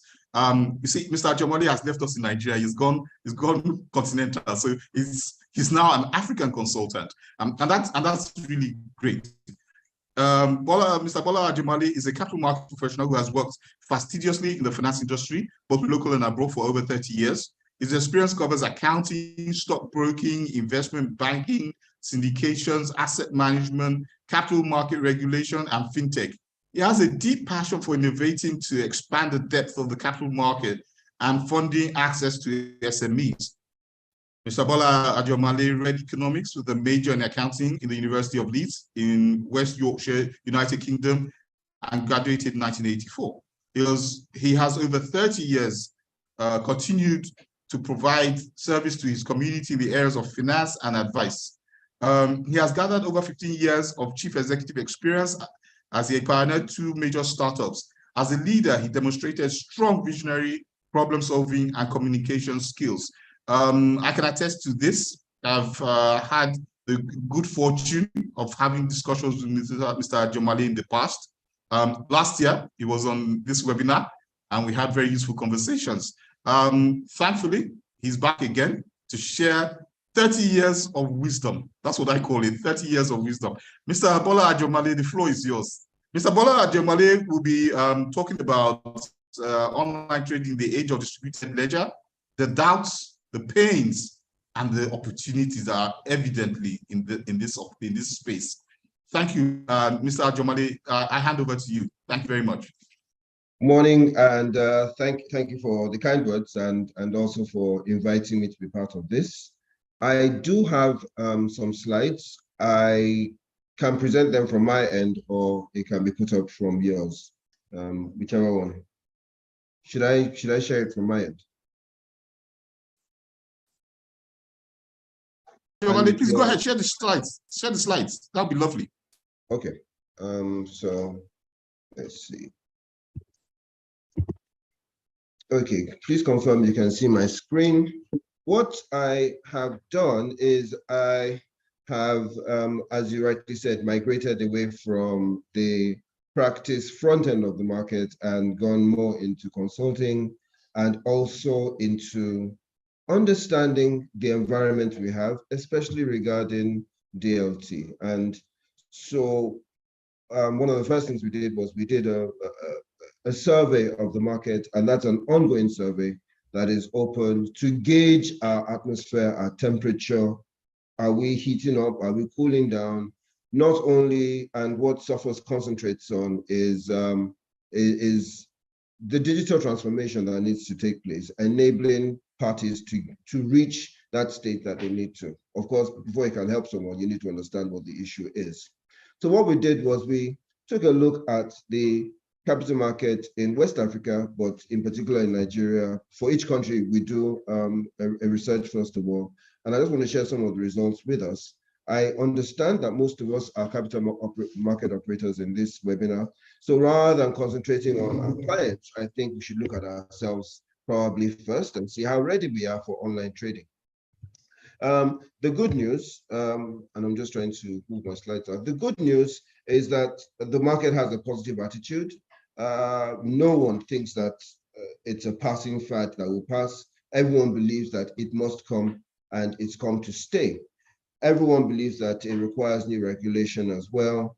And a fair deal, about 35%, 36% of the people we sampled. This is a relatively small sample of about 100 to 200 operators and players in the market. So this is these are the results that we got from them. It's expected to be an industry revolution, and it's assumed that it's not going to be individual effort, it's going to be a collective effort from all the players in the industry for it to work properly. So rather than any one individual company zooming ahead and taking the whole market, it would succeed better if there is a collective approach to it. The next thing that we noticed or that we assessed was, and again, that speaks directly to this webinar, what are the advantages and what's in it for anyone or any of the players in the market? There's something for everyone. I just highlighted investors and put them on top because that's what we're talking about. For investors, the main advantages are that one, they have a new asset class, and I'm happy to hear Mr. Yahaya speaking about the young people and what they require. I'm not sure they're particularly excited about equities and bonds anymore. And I heard doctors speaking about NFTs and fractionalization and tokenization. It is absolutely critical, and I totally endorse that, because right now, in your portfolio, you want to have a bit of real estate. In your portfolio, you want to have a bit of some dollar-denominated investment instrument as well, or some kind of hedge instrument against the devaluation that's taking place. So even a saving instrument against when, if you possibly want to exit the country either permanently or temporarily, you want some kind of instrument. We're seeing gold instruments coming into the market, commodity instruments coming into the market. DLT, what it does is it makes all these instruments more accessible. It makes them more flexible to each person's pocket as well. Again, another great opportunity that it brings for investors is that It brings in the possibility of cross-border trading. It brings in, it unites the markets a lot more. You can refer from one market to another without going through, and with all due respect to Mr. Yahaya, you don't need to go through a CSCS to invest in some instruments in other countries. And so it's making the world smaller. It's creating the possibility of multi-jurisdictional investments, which is what investments would require as well. Again, it helps with the issue of liquidity. We've heard a bit about T+3 moving to T+1 and possibly even T+0.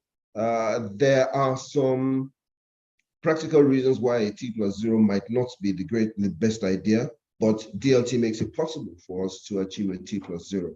Of course, for the other players, I've got them in a lighter color, where it directly affects them, for regulators, for infrastructure, for issuers, investment banks, brokers, registrars, asset managers, and so on. There's a little for everyone, a lot for everyone actually, in terms of processes and so on. But the major one that I think is unique to investors is the opportunity of cross-border investments. What kind of solutions does DLT bring? The people we spoke to are it was a fairly broad and fairly balanced response regarding that. Of course, it reduces risk. Of course, it creates the possibility of more information, better information, faster information, more reliable information. It creates the possibility of interoperability, increases market liquidity, and overwhelmingly, everyone thought that it would increase the speed of the market. Personally, I don't think speed is the most critical aspect. I think the most critical issues that DLT would, as a person who compiled the report, I'm happy to disagree. I can disagree with the responses. I think the major, some of the major contributions DLT will have in our market is the issue of risk, is the issue of interoperability. I think those are the two major issues that DLT will face in this market. But then again, for each user of DLT, it's only limited. What the user can put it to and the solution you can create out of it is only limited by your own imagination. So for as long as you can imagine it, with DLT, it is achievable. Now, where are we and how fast are we moving? We're not moving quickly at all. We are very, very pensive about it. No operator said they are, or that's in another slide, but how likely, and we asked this a very specific question of operators, how likely are you to lead the charge? Not only operators in terms of brokers and investment banks, but also, investors, PFAs, and so on. How likely are you to lead the charge in DLT? Or are you more likely to follow? Quite a few, because of competition, said they're very happy to lead market trends. And that's possibly because they've built some, they've discovered some area where they can apply it to. We were recently speaking to one operator in the market, and I won't say what segment of the market they're in, but we were talking to one operator in the market, and they have actually set up a digital innovation team. That's what they're called. And the digital innovation team is considered to be just as important as the market development or the business development team. So some companies are moving very quickly in that direction and are identifying use cases. So once you identify a use case, then you're more convinced that you want to move quickly on it. However, of the unlikelies, because we dug deeper, and those who said they are very unlikely, especially in that category, a couple of the respondents that we spoke to, they said the reason why they're unlikely to want to lead is because they believe that it's an industry movement. And if it is not an industry-wide digital transformation, it will end up being very confusing. People will not know the difference between A and a B, just like some people heard the term crypto and started jumping on crypto, and a lot of them lost their money in FTX. So it should be, they believe it should be a coordinated program that is coordinated by a team or a group that is all-encompassing, that considers all sides. Again, the reason why it needs to be a coordinated program is because or I'll get to that, but because of the different signals we're hearing from different regulators. Legacy is going to be a major issue. And again, because my brother just spoke before me and my other brother spoke before me, again, before him, both CSCS and NGX have invested significant amounts in technology. There is a likelihood, or it has been shown as fact, that the more you invest in technology, or the more you have sunk in technology, the more likely you are to want to continue to use that technology in order to justify your investment. It is only logical. And so that worldwide tends to slow down the change into new technology because you have already invested a lot of it. You can imagine if you have got a technology, and I deliberately put such a large system, a large, I can't remember what they're called now, desktop with floppy drives and so on. If you have invested in a whole building made up of those, it's not likely that you're going to go and buy some new laptops when laptops come. You would want to maximize the use of that equipment first. So changing legacy systems is either too risky because we're not sure, we've tested this one and we're comfortable with it and we don't want to change, or it is too complex, or it is too costly to junk the old legacy systems you have. That's one pain that we are all going to have to go through on the capital market. The second is that we also need to look at the people. Employees would see their jobs being threatened. Some will have the pain of having to unlearn what they know and their processes and relearn them. Others will find they cannot even cope with the learning. And then you'll have some new people who are coming in who are already ahead of the game. And so you have to build systems and structures to make sure you cover that risk of new entrants who are moving faster and thinking totally differently from the existing system from what the existing system can handle. And a typical example of it is what has happened between 2020 and 2021. By the time the world opened up again, people are now looking for remote work. That's a change to the system. Suddenly, people are not interested in waking up in the morning, putting on a tie and going to a building that's 26 kilometers away, when they can wear their pajamas, go downstairs, and immediately log on to work. So there's going to be that change, that constant change that's going to keep coming. And all operators and investors are now looking at investing 24/7, 24 hours in the day. So there are going to be those changes that will have to come, that will change our habits, that would have to change our systems, that DLT will bring, and we need to brace ourselves for it. The survey covered who are the drivers, and it was unanimous, almost, at least 70%, almost 80% of the respondents said either infrastructures and exchanges or operators like brokers and so on are likely to be the drivers of this change. And the second, both numbers at the top reflect that. And I'm happy to say that the regulators have already started the race. They have, they're spearheading. They've come up with rules on digital assets. They came up with the rules in May this year. Right now, I'm actually speaking from Abuja, where we are working with the SEC on how to operationalize those rules. So very soon, those rules are going to become fully operational, where there's a full interpretation and the market is ready to move. Now, the regulators have moved.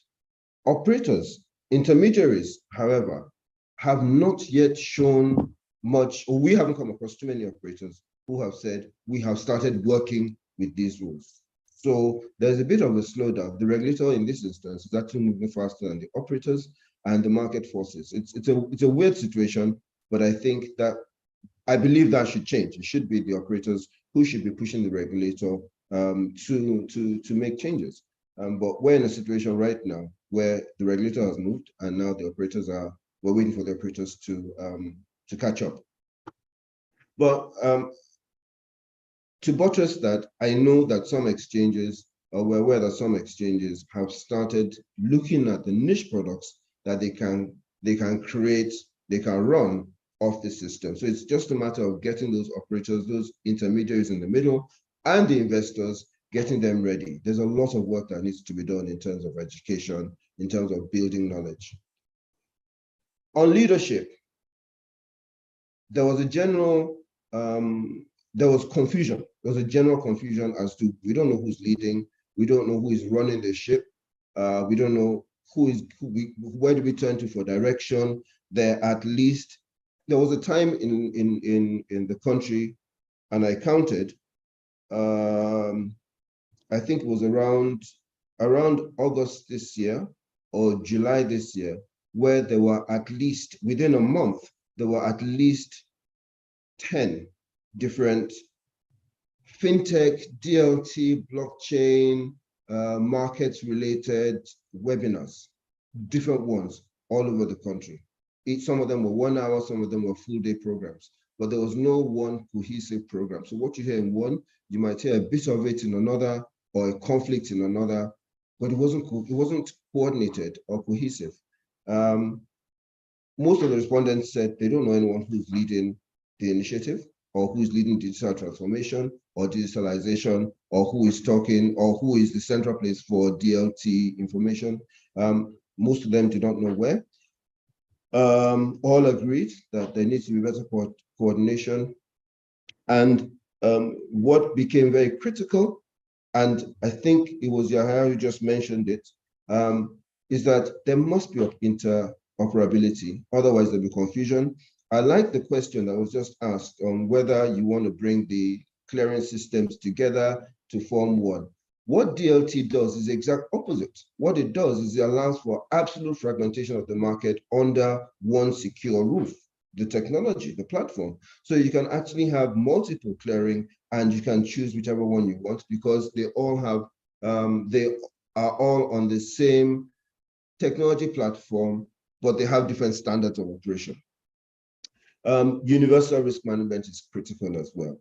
There must be a way by which we can assess risk, and there must be risk assessors who are looking at this instrument is more risky than that one. This platform has got better standards than another. There must be some way of assessing risk. Otherwise, there will be losses, there will be mistakes made. Regulation as well, and I mentioned it earlier on, it must be cohesive, it must be consistent. It does not make sense for us to have a CBN saying anything crypto is banned, and as a bank you cannot touch it. And then the SEC is coming up with rules that that allow and define what are digital securities and how you can invest in them and how you can operate them. I am sure right now the pension industry will not even touch it because there's already confusion. And so if we're going to run with this market and broaden it, then run with it successfully, then regulation must be cohesive. They must agree with each other in a certain form. I think Malaysia actually created a body that is made up of all the stakeholders, brought them into the same room, into one team, and so they talk with one voice. Maybe that's what we need to do in the country to move forward with this narrative. My last slide, and I know I might be over my time. My last slide is just testing the level of knowledge that we have, and I like the question that was just asked, that what kind of level of knowledge do we have? From our survey, we've 60% of those who responded said, yeah, they have average to above average knowledge of DLT. I'm sorry, that's supposed to be DLT. I asked for a poll. Can we just take a quick poll and take the report of that and take the results of that poll? I don't know whether we can put it up just now. And the poll is mentioning, yeah. So the poll says blockchain and DLT are the same. Do you agree? Do you disagree? Or are you not sure? If you can just take a minute, just click one and send it in, and let's just look at the answers first. It's interesting to see what the response would be. I'll just give it a few minutes. It doesn't take long, just to click on it, agree, disagree, or not sure. And essentially, what we're trying to figure out is, do people use those terms synonymously, or they use them interchangeably, right? They use the terms cryptocurrency, and in fact, when you say anything blockchain, immediately everyone says crypto, and they talk about cryptocurrencies. It's like when you say you want to buy Indomie, immediately people know exactly what you're talking about. So just to see what people think, I don't know whether we can just call up the results very quickly. It doesn't really matter whether it's complete. It's just a quick check for us. Is it possible to get the results? If there are any responses, and if not, I can move on. No, just give us a minute. I think the responses have come in. Okay. Yes.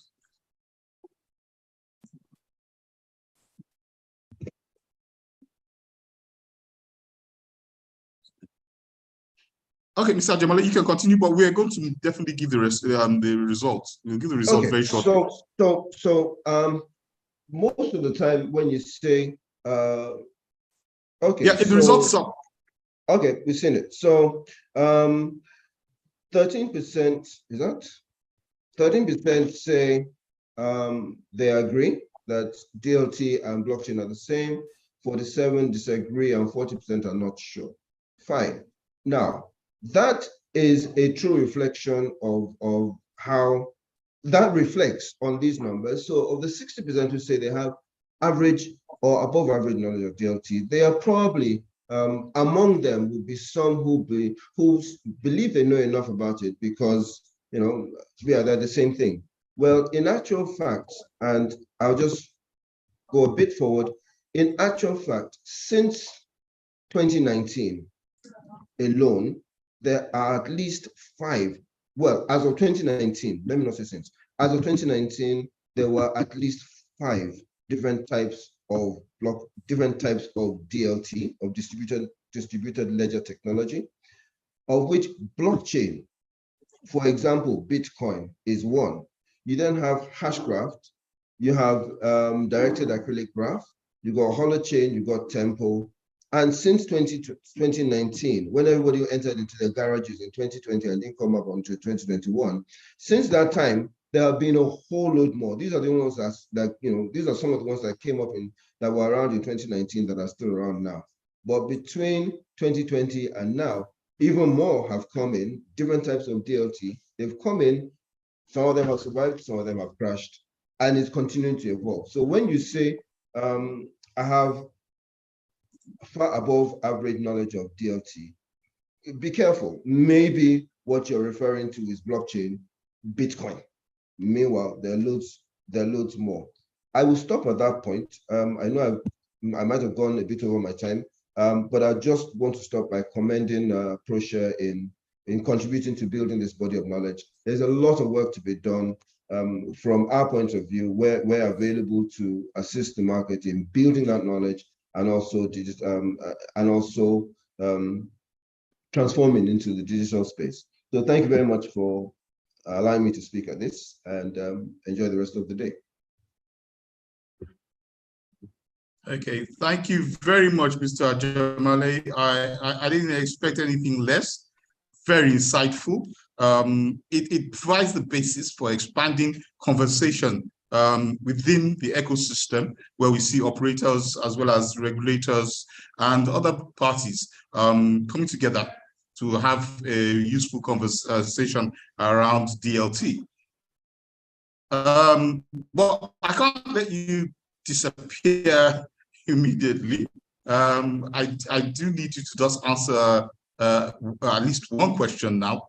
And that's the question on, you talked about fintech. We've seen fintech very active in the money market, so to say. Mainly payment solutions, maybe some agricultural investment schemes. We've seen them doing some equity, the likes of Chaka and all that. So yes, fintechs have been quite active there. But in the capital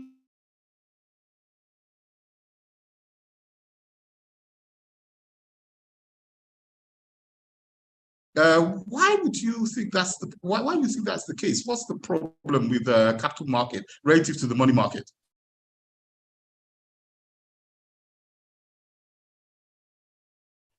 I wouldn't say it's a problem. I would say it's more a reflection of the structure of the money market in comparison to the structure of the capital market. Money market, everybody moves money. The woman in the market, the pensioner, the school kid at school.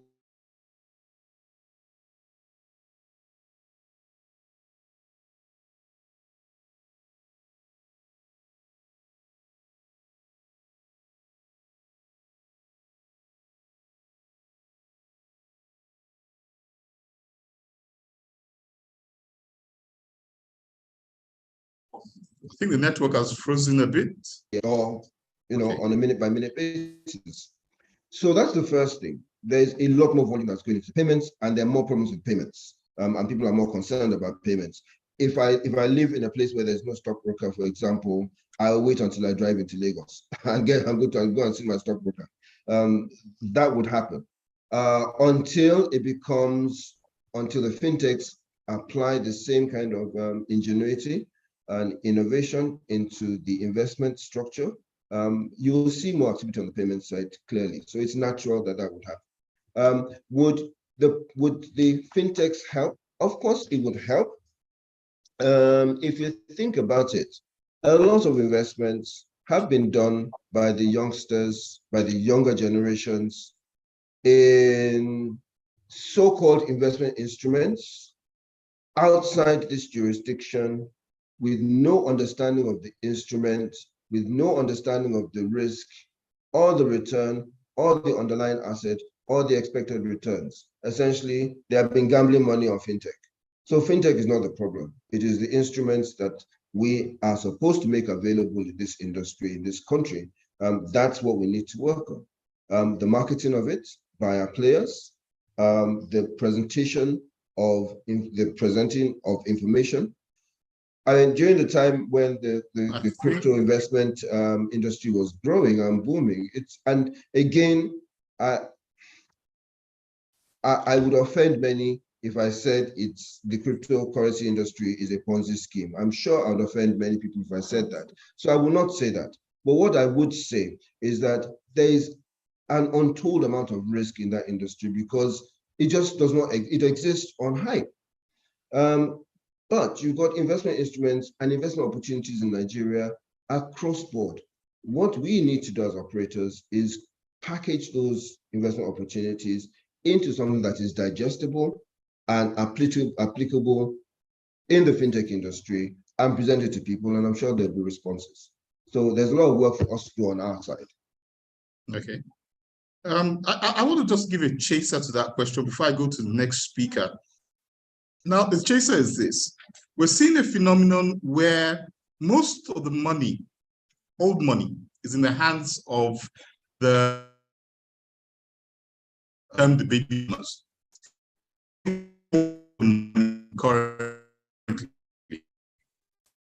But in terms of market interest, in terms of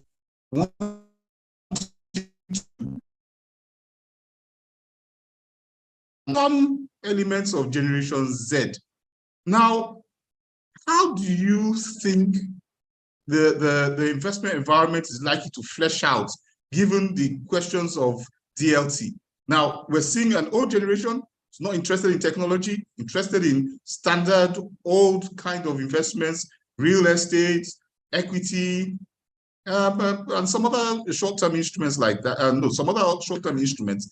But we're seeing a younger generation that really is interested in something that is quote unquote sexy, more attractive, more interesting, but they don't have the money.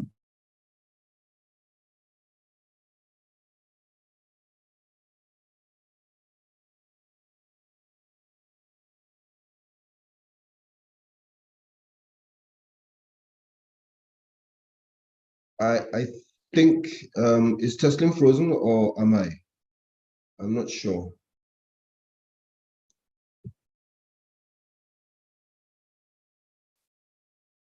I could hear, and could someone just indicate if you can hear me? I'm not sure whether it's me. Yeah. Yeah, Okay. All right. So I get that question, and the question essentially is the young want exciting investment opportunities. In fact, they don't even want it's not even investment opportunities they want. They want fast return, fast turnover, quick cash, now money. And the older people who grew up on the dividend return kind of dividend yield atmosphere are the ones who are holding the purse and the wallet. Well, that's true, and that is the fact of things. It is a shame that Nigeria has not empowered its youth to be more prosperous, because if they were more prosperous, they would have more money in their hands. But where would the money go? The money would probably go into those sexy instruments. Yes, that is true. Now, I think, one, again, the market needs to start packaging things that make sense for them. I think just like the pension industry has been able to capture the imagination. I remember when I was young, very young, starting work, I don't think the first thing that occurred to me was build my pension plan. I'm not sure that was the first thing that crossed my mind. It was buying the flashiest car. But as time went on, of course, pensions became more interesting. How do we make it so? And now you would find many young people building their pensions in some form or another. I think it's a matter of, there's a lot of work that needs to be done from the industry. I'll stick on that. But I think we also need to package investment opportunities in a way that makes it interesting for the times. No matter what kind of return you have made from your investments over the last couple of years, by the time you dollarize it, you probably are not ahead. So maybe we should start packaging investment instruments that actually hedge against that. I don't know how. I'm sure there's some financial engineers here who can put those together. But unless you tell people this will not lose on the Nigeria side, or if Nigeria revalues, you will still be ahead, then those kind of instruments would be interesting. If you tell people to, again, a lot to do with the structure of the country, if you told people to invest in petroleum options, for example, maybe that would be an interesting idea. Somebody creates an option on petroleum or an option on gold or so on, and those options are tradable internationally, then it becomes interesting. And I'm sure many young people want to get into it. So again, we need to move away from the traditionals. The traditionals were good for a traditional set of people. The young people want something that is not only fashionable, but also yielding a certain kind of volatility. Create those instruments. It's up to us to create.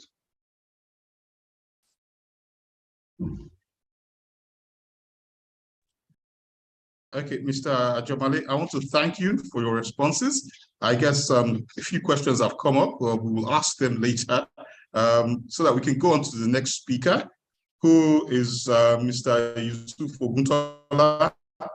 Mr. Yusuf Oguntola is the Chief Technology Officer of AFEX. I'm particularly interested in agriculture, so I'm really interested in knowing how DLT is likely to shape my agricultural investments. Mr.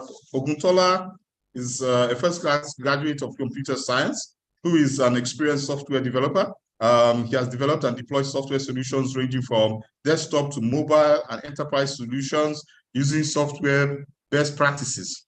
He has more than 5 years of professional work experience working for and with several organizations ranging from SMEs to multinationals. Mr. Yusuf is currently the Chief Technology Officer of AFEX, where he is currently overseeing the development and dissemination of technology for external customers, vendors, and other clients to help improve and increase business. Mr. Oguntola, it's a pleasure having you here. And I'm really excited you coming on this platform, because I've really wondered how Nigeria's agricultural sector is going to plug in to the evolving technological development that is going on. As an asset class, agriculture is not really fashionable. It is fashionable from the perspective of policy for diversifying revenues of both subnationals and the national government. But as an investment class, it has not really taken off. So what would you say we do with the agricultural sector? But before you answer that question, please continue with your presentation. We're very delighted to have you on this platform. Mr. Butola. Thank you very much for having me, and it's a pleasure to be here. I am gladly honored to be in the midst of the indefatigable speaker that has spoken just before me. A lot has been said. I do have a few slides that I would like to share and present. I believe it can be presented from your end, or I can also go ahead and go to that from here. So the conversation has been interesting so far.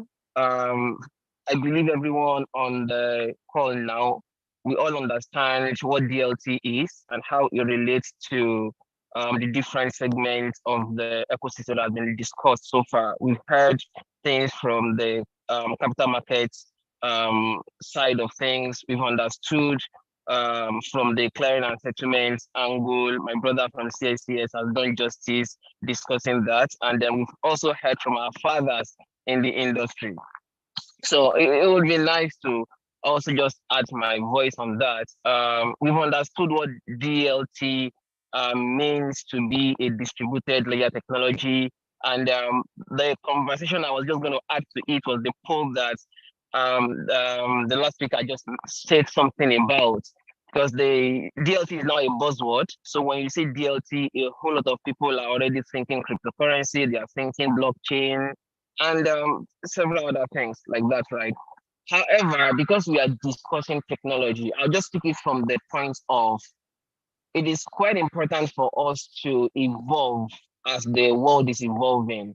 Technology is evolving globally. And just pointing back to the question you asked earlier around how do we expect to catch up with the global world? I believe while we are also catching up, technology is also still evolving, right? So it is not what it was 3-4 years ago. In the last 4 years, if we were having this conversation, we most likely don't have enough information to be able to engage in a real thoughtful conversation as to how do we even implement DLT, right? Now we understand from the last segment that DLT is way beyond just talking about blockchain. DLT is a suite of technology that gives us the mechanism and lays the foundation for us to build several other interesting technology out of it. We've had blockchain that has then laid the foundation for several cryptocurrencies. And in fact, the same issue still happens when you hear cryptocurrency versus blockchain today, right? When people hear blockchain, they immediately think that is cryptocurrency. Even though blockchain is a lot wider than cryptocurrency, there's been a lot of interesting tools that have been built on top of blockchain that has nothing to do with cryptos, right? Several exchanges today in the world have built their systems on top of the blockchain system. Several fintechs are using blockchain, and they are not doing cryptos, right? So it's interesting. It would be nice to understand the difference between all of these technologies and really study the technology and see how can we use technology to solve the problems that are inherent in our own ecosystem. Now, delving into agriculture, right? How do we bring DLT into agriculture? And I want to sort of bring a microscopic view into what is happening in Africa so that we can use that to sort of understand what the inherent problems within the agricultural ecosystem is or are, and how we can then apply technologies like DLT into it.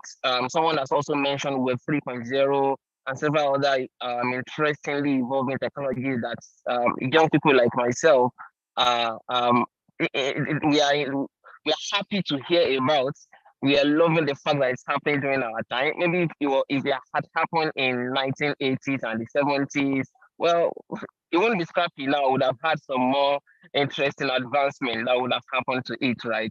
So, also when the slide was coming up, right? Yeah, but so just moving on.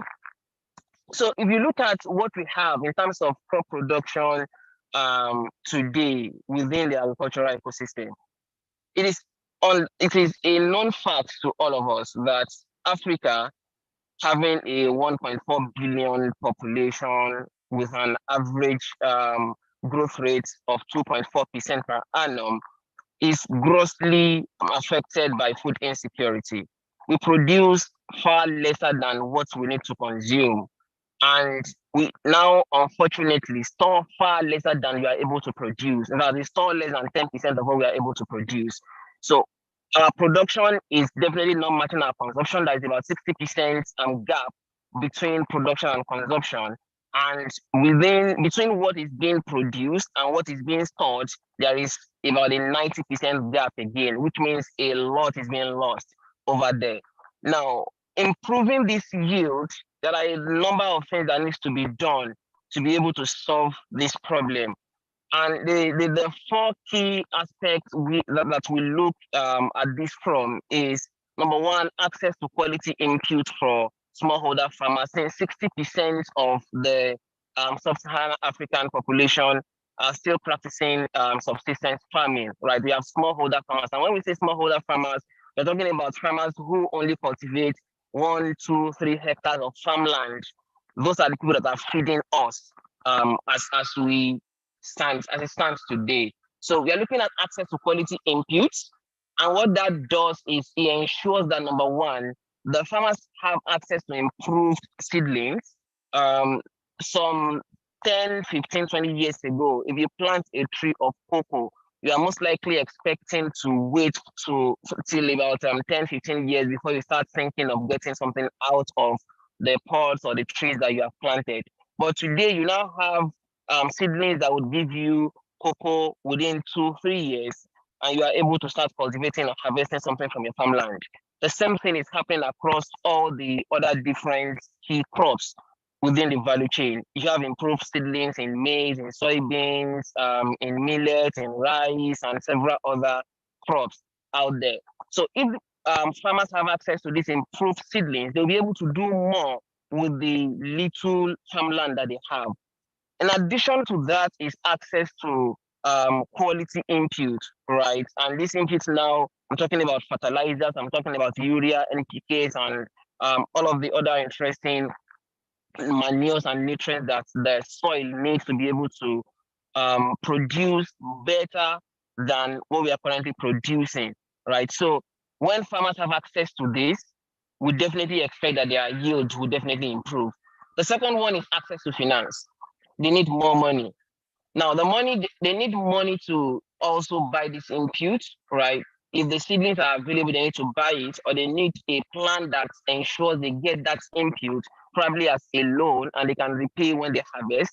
They also need money to also increase their planting. This person probably has access to about 10, 15 hectares of land, but because he can only currently cultivate 2 hectares of that land because of the capital he has access to, then the remaining 12, 13 hectares are lying fallow there doing nothing, right? So if the farmer has access to finance, he'll be able to improve his yields. Now, the third aspect to it is access to infrastructure. One of the reasons why we have a large deficit between our production and our consumption is the amount of produce that we lose to post-harvest losses. When the farmer are harvesting, they're not using the best possible technology they can use to harvest, right? They're losing some things as soon as they're harvesting. They are moving this from the farmland to their houses. Sometimes that stays for several weeks or months before they then decide to take it to the market and then sell it. They've lost more than 50% of what they harvested the first day to post-harvest losses. It implies that farmers need access to quality infrastructure, storage facility, logistics facilities, to be able to reduce all of these and then even do better with the little yield that they've been able to actualize from the farmland that they have. So that's the third focal point there. And the last one is access to markets. I have produced, I need to sell. So do we even have buyers who want to buy immediately? if I decide that I'm not willing to sell now, I want to wait till about 2-3 months down the line when I believe the price would have moved, where do I put or store my grains or whatever I have produced? How do I store tomato? How do I store potatoes? How do I store pepper today? How do I store vegetables that I'm harvesting today? So looking at this from these 4 broad angles, it would sort of put a limelight or shadow light on what are the key problems within this sector. Now, how do we then solve this problem? How do we apply DLT to be able to effectively achieve all of this? There is a survey or a report that was released by McKinsey that immediately projects that if we are able to do some innovation around yield improvement, around land expansion, and around post-harvest loss reduction, we would immediately be able to add 155% to the current production statistics that we have within Africa. Now, what role would DLT now play in all of this that we have explained? Let me start from finance, access to finance to these farmers. If you ask most of the banks and financiers within this sector today, why have you not been pumping enough money into agriculture the same way you are pumping into other sectors? I hear you also say when you were opening this segment saying that agriculture is one interesting place that you would like to understand how things play out within that sector. So this is because there is a lot of misinformation, there is a lot of misunderstanding of what is going on within that sector. Financiers don't understand how they can hedge their risk in the sector. If I pump $3 million into agriculture, how am I even sure that the money is being spent well? What is the guarantee that I'm going to get my money back within the stipulated time, right? What are the available insurances that would be able to cushion the risk that are inherent within the sector? These are the different questions that financiers would love to have answered. Now, today, the only way you can get answers to those questions is for you to go and search online or then speak to people within the sector. Speak to players within the sector like AFEX and other key players within the sector, right? But if we implement tools that ride on interesting technologies like DLT, there'll be transparent and reliable and efficient way to access the information. And I'm close to being certain that the information I'm accessing today is real and is valid. Mr. Aya mentioned something around consensus mechanism that DLT is used to validate information that are posted around the ledgers within the technology, the distributed chain, right? This ensures that if AFEX, as an example, is adding a new information about a farmer in Katsina to the distributed ledger that we have, anybody accessing that information, in fact, before the ledger would even accept the information to come in, he had run some algorithm to be able to validate that the information is correct and is valid and it's usable for people within that network. And anybody can immediately access it. And as soon as you input that information onto the network, you are not able to modify it again. That gives some sort of reliability and efficiency to the information that's available on that particular network. So that way, financiers can come into the market, understand how they can play in, understand the risk in the market, understand how they can hedge that risk and how they can be able to create products that would solve for the problems within that sector. This is an underfinanced and underfunded sector today. One of the major players that are really funding today is the federal government, most likely because they have a larger heart to handle some of the risks, right? Some banks today are now understanding how we can play. Today, the FX exchange system allows several banks to be able to lend to farmers using the crops, the commodities that they have as collateral. So you have a commodity stored in an FX warehouse within our network of warehouses anywhere in Nigeria. You can immediately access finance using our COMEX platform today. And there are several financiers on that platform that are open to giving you finance. And that is because, at least to a large extent, people are now saying that this is not a Ponzi scheme. This is valid. This is real. it is open, there is transparency. You can immediately have access to years of data, of information of what has been happening within the space to be able to determine what is my money going to be used for? How would I recoup my money if something go haywire, right? So because this farmer that is cultivating has 20 metric tons of cocoa in one warehouse, these 20 metric tons of cocoa would be sold for say 5 million naira. But he needs 2 million naira to go into the next season and start farming. Nobody is going to give him that loan because they believe he has no collateral. But who says 5 million naira worth of cocoa is not a collateral? So this is some of the problems that technologies like this would help solve, right? Now, the other interesting aspect is access to markets. Now, there is AFCFTA that is not happening in Africa. How do I sell or how do I buy coffee that is produced in other parts of Africa in Nigeria? We drink a lot of coffee in Nigeria today, but we produce less than 10% of the coffee that we drink. So how do we even do intra-country trade before getting inter-country? So technologies like DLT would ensure that trade can be done transparently and efficiently within different countries and within the same country as well. Because of time, let me just touch on the last few points. Right, access to infrastructure, DLT would make all of that easier. There is transparency, there is traceability as well. I want to be able to buy a bag of rice from the market and confirm where that rice is coming from. And with DLT, I can trace from when it was gotten out of the farm till when it was gotten to the plant where it was cleaned up, till when it was bagged, so whether or not it was rebagged, how it was transported, who has played within the value chain before it then goes to the supermarket or the market where I'm buying this bag of rice from. These are interesting solutions that are now coming up because of the advent of DLT, another interesting technology. So there are several investment opportunities in agriculture today. If you look at the different sectors, the key segments I've mentioned around access to inputs, number of capitals, fertilizers, hybrid seeds, and all of that.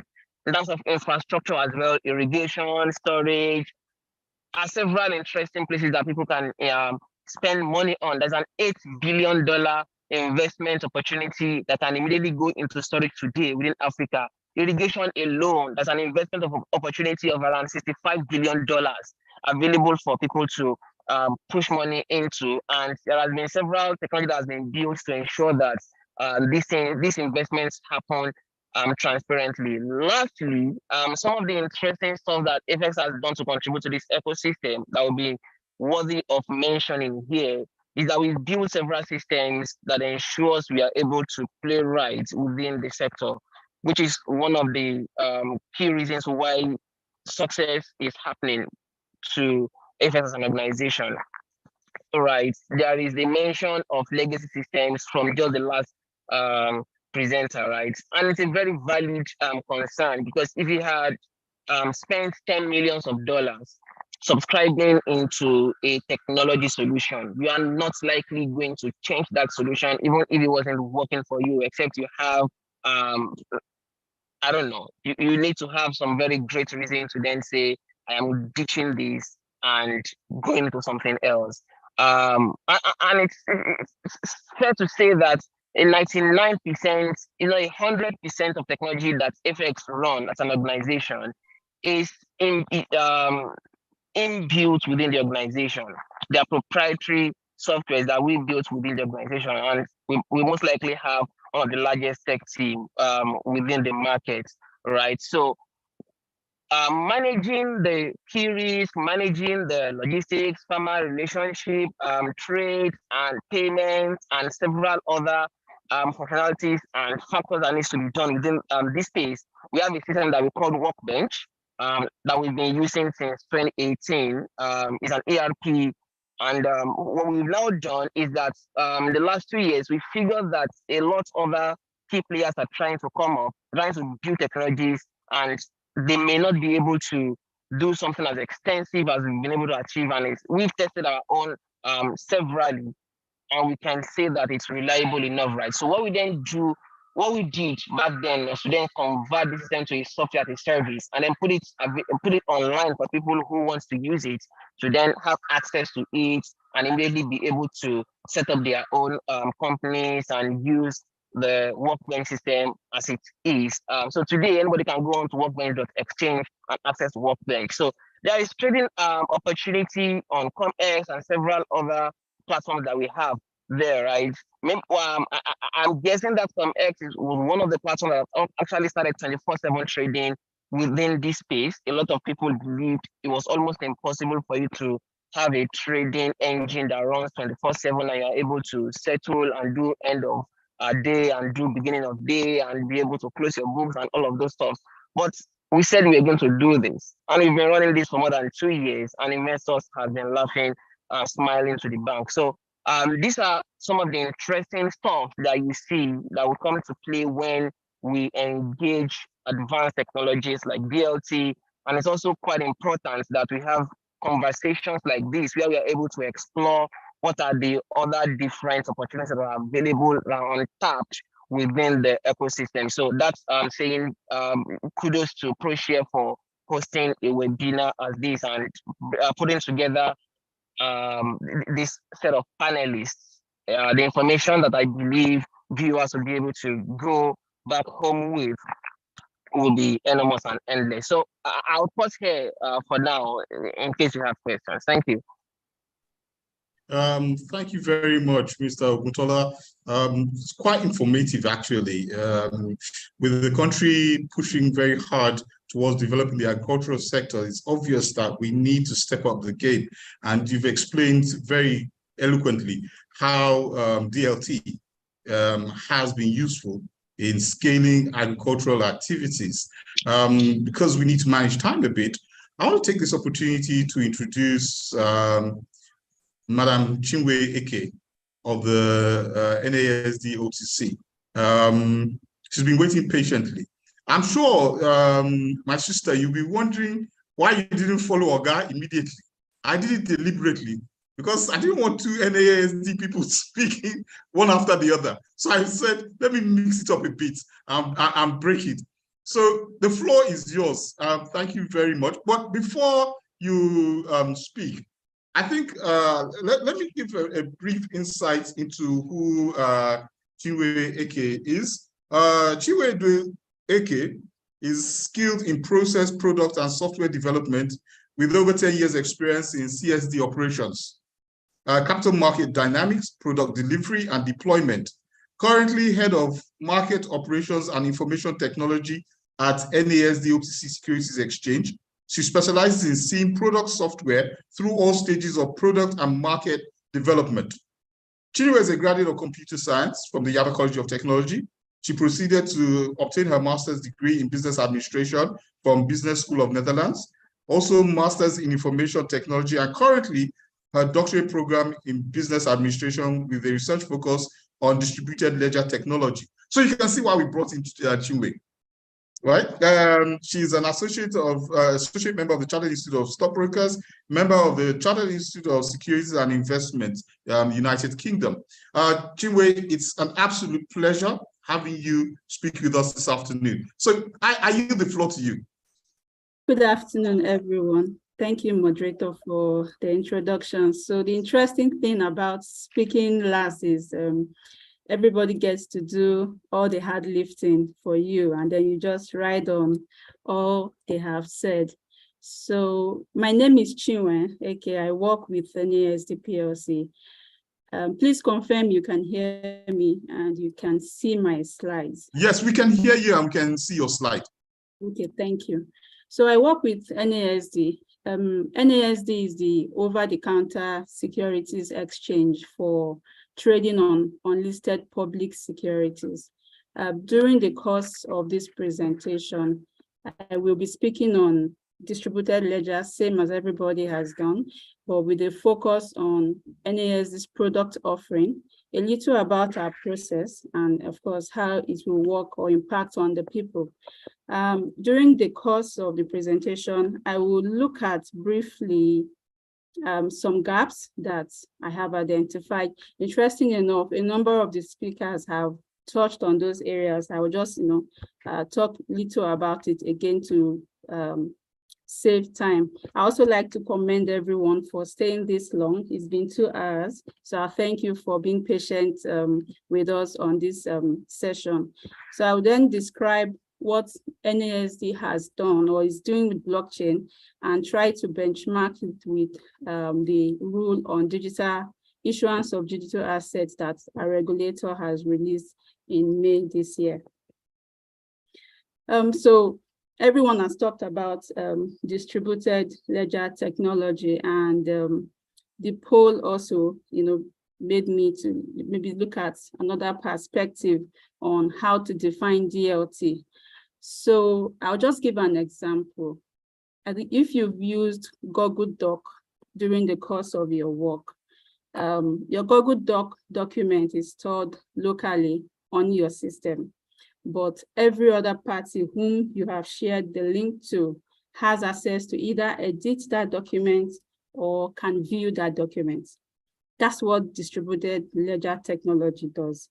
The data is stored in one location, but everybody has access. A lot of people can have access to that data or that information across different locations or from different parts of the world. So that's distributed ledger technology in summary. Now, blockchain. So blockchain is simply a means to store information in a way that it is going to be difficult or impossible to edit it or to change it or to tamper with it. Blockchain itself uses DLT such that even though that information is not editable or tampered with by anybody, it is still available to everybody to access. So blockchain rides on DLT. So I hope that helps to, bring all the definitions that my previous speaker have spoken on. Now, look at the picture on my slide. You could see the center image there that has a transaction. So in blockchain, information is stored in blocks. So in that block, you have the information you want to pass across, perhaps to the receiver of that information. You have the sender where the information is coming from. You have the person who is receiving that information, and maybe some other data to do validation and all that. But that single block is linked to a lot of other blocks, maybe the preceding blocks, and then the next block coming after that information will also be linked to each other. That's how blockchain works. But if you look at that image, you could see that there's a transaction there. Bella has $40, he has given John $20, and John is giving Elsa $20. So that transaction history, that information is stored on blockchain. Nobody can tamper with that information. Nobody can change that information, but everybody on that network can see that information. There's transparency, there's trust, there's security, and everybody is, assured of that transaction. That's a summary in a nutshell what DLT and blockchain is. So this next slide, I would like to leverage on a lot of the comments that explanations that the previous speakers have talked about, but I want to look at it from the investor point of view. So a typical investor who is coming to the capital markets, minimally, you need at least 2 things. You need to have an account with a stockbroking firm. And you also need to have a local bank account, for cash deposits and for withdrawal. In the capital market terminology, we say it's settlement, which is what our dear CSCS has spoken about. They ensure that the cash you get from selling your shares or whatever assets you will be selling, you get it into your account, or you also deposit from there. Now, on this scenario that I'm talking about, the challenge I want to bring to bear is that at the beginning, for every investor, if you decide to have 2 or 3 stockbroking firms, you are going to be required to provide your KYC data. Now, your KYC data is going to be stored with that individual stockbroking firm. Everybody will have its own copy of your own data. This is a problem because we are not assured of, say that information has not been tampered with, or there's no change to that information. Again, the issue here is that in the ecosystem, don't forget, whatever data they capture for you, it goes down to every other intermediary in the capital market system, but we have to move that data across each of these systems. So there's no central storage of that data. That's one problem. But just as the previous speaker has highlighted on DLT, what DLT provides, and the example I gave earlier, what DLT provides is that this information will be stored in one location, and every stakeholder on the market or every intermediary on the market can access that information. So that's one problem that I think blockchain readily can solve for us and DLT. So that's on that aspect. So that's number one question here. So we take away duplication of records, we take away issues around data identity, we take away issue around tampering, there's trust, and all that. Another point I would like to talk about briefly is looking at cost. Doctor mentioned it, Yaya also mentioned it, where we talked about how Mr. Jamali also mentioned that transaction costs will be reduced. Now, let me try to explain why transaction cost is currently high. Depending on the number of people you have to work with during the course of your trading activity, you work with your broker, you work with your registrar, you work with CSCS, of course, you work with the exchange. This number of intermediaries that you have to work with, you have to pay them for their service. But if we then adopt DLT or blockchain as the market, so this reduces that number of extra work, because you're actually paying me for the work that I have done for you, and then maybe taking it to the next step of the phase in the transaction. But because all of us will have that data in one location, people can use that data and be assured that what they are having access to is a validated data across business processes. So that's one way we think at NASD, we think that when we adopt DLT and blockchain, transaction costs will be reduced on the market. Roughly right now, I guess everybody is paying about 3 or 4% of transaction costs. We're looking at the end of the day, we're trying as much as possible to bring more value for our investors in the market. Another issue that I think blockchain would help us to solve is issues around reconciliation, issues around transactional history, maybe also resolve unauthorized trades and some of other little issues that we have. This is because blockchain is immutable. Transactions on it can be traced. Remember I said a block is linked to each other. The last speaker also mentioned you can trace where something is coming from, where it is at the moment, what is the status, what is the quality. So because all of these records are available in one location, you are assured that reconciliation is correct. It's easy to do reconciliation. Everybody has the same thing, so you can easily know what is what and what will be the next step. So that's some of the benefits. Okay, lastly, there's this issue of smart contracts. Right now in our ecosystem, there are rules and regulations. Each of these intermediaries have to enforce these rules and regulations within their own sphere. But if we adopt DLT and blockchain, a lot of these rules around trading, issuance, corporate actions can actually be programmed onto the system, and they would execute by themselves without any human intervention. That way you can see a more structured, a more improved market, more efficient market for our country or for the capital market. So in summary, these are some of the benefits. There's a lot more, but these are all the benefits I think blockchain and DLT can bring to the system. So I'll just skip this because this is a lot of the benefits that the previous speakers ahead of me have spoken on. So I'll take that advantage and run quickly. Now, what is NASD doing with blockchain or DLT and DLT? So what do we hope to bring to the market? we hope to bring an ecosystem solution that essentially will provide a platform that will list, trade, clear, and settle digital securities. Our products or our offering would start from the primary market process and end with the secondary trading market process. So in that sense, if you look at the image there, from the issuer to the exchange, to the investor with the brokers, with the custodians, with the depository, and everybody with the regulator. You can see the regulator at the top also having taken up its surveillance role. So our hope is that by the time we fully get into the system, we have an ecosystem solution that everybody can interface with that data stored on the blockchain, on the DLT, across whatever locations, across whatever stakeholder you are, and whoever you are in the system.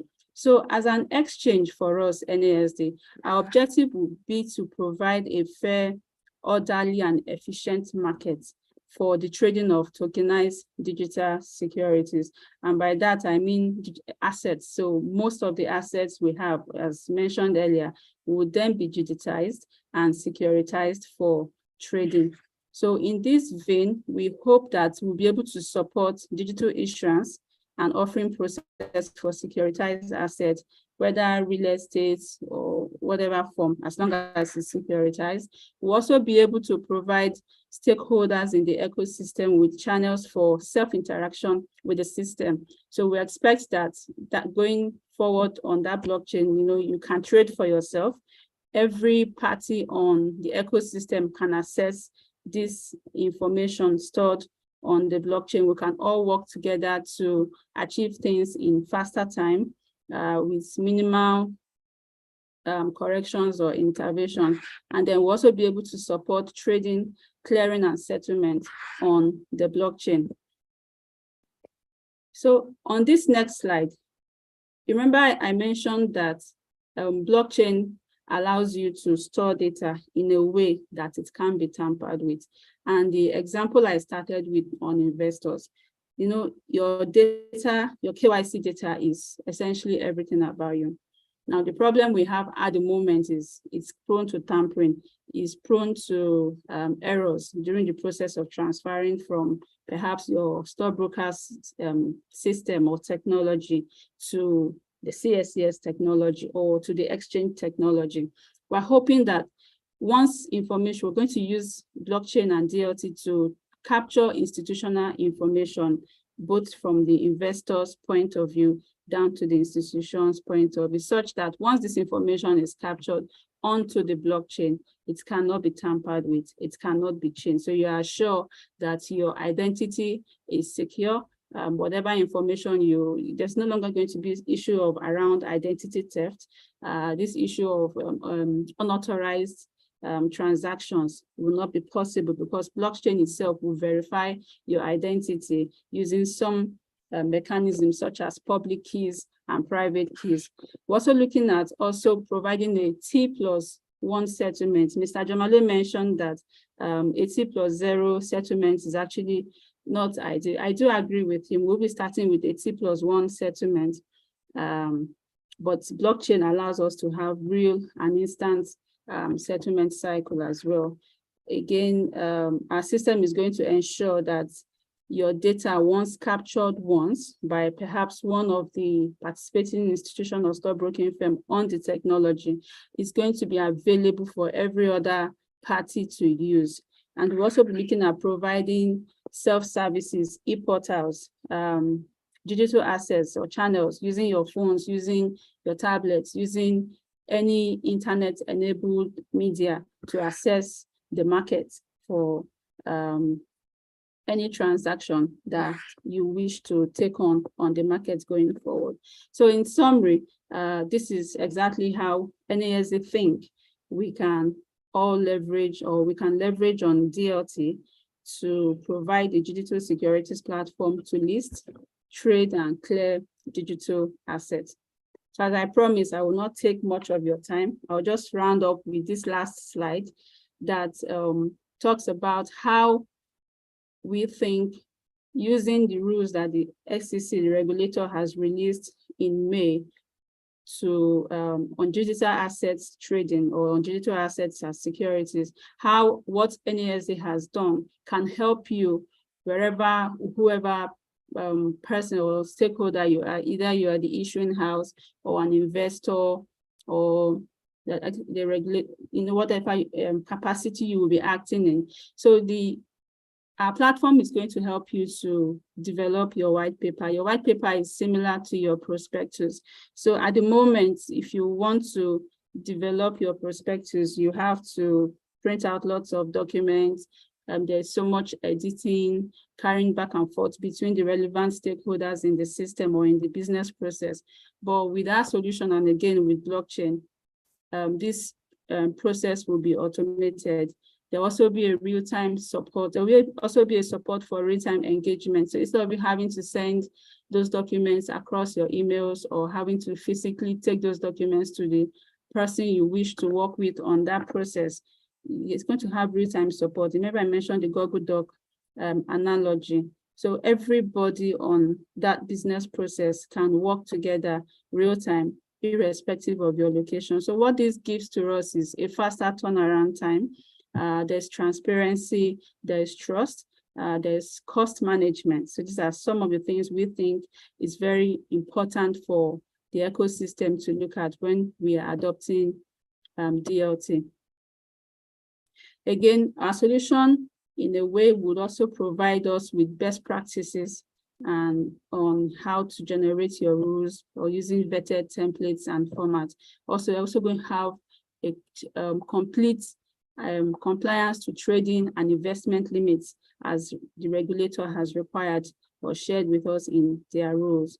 They also have tools for KYC, AML check. So, the issue of identity is very important in the capital markets because it's people's investments, it's people's hard-earned money. So using DLT and using blockchain and also our solution, we have live tools that we can use to verify identity of whoever will be engaging on that platform. So this is a summary of all of the benefits. I hope I've been able to answer one or two questions that the speakers before me did not touch. Thank you. Thank you very much, Chinwe. Being the only lady in the house here, you have shown extreme management skills. You've managed your time well. You've conveyed the message succinctly, clearly, crisply. I didn't expect anything less anyway. It's the NASD, right? So, but I just have a quick question here. One of the things that Proshare has been doing has been advocating that the governments of Nigeria, both at the national and subnational levels, should think about putting some of their assets on exchanges. One of the things you're finding is that we don't have any public sector listed asset on both, whether the OTC or the other exchange. I'm wondering, is there any way where we could convince public sector entities to get listed using some of the advantages of DLT? Could we encourage them to come onto the exchanges? And one reason why it's important is when you look at what happened with Saudi Aramco. The Saudis just decided to list just a fraction of Aramco on the New York Stock Exchange. And we saw the massive values that were churned out as a result of that listing. And so you could place a price on Saudi Aramco. If we do that for a couple of Nigerian public sector entities, on establishing that price, we can now decide to leverage the values of those assets and use them for what we call financialization, raising money to plug some of the holes that we currently see in our fiscal space. So I'm saying, can DLT actually work on an OTC platform to encourage public sector listings? Okay, so DLT will work. So firstly, I would like to speak from the perspective of the people who want to approach to bring their assets because it's their money.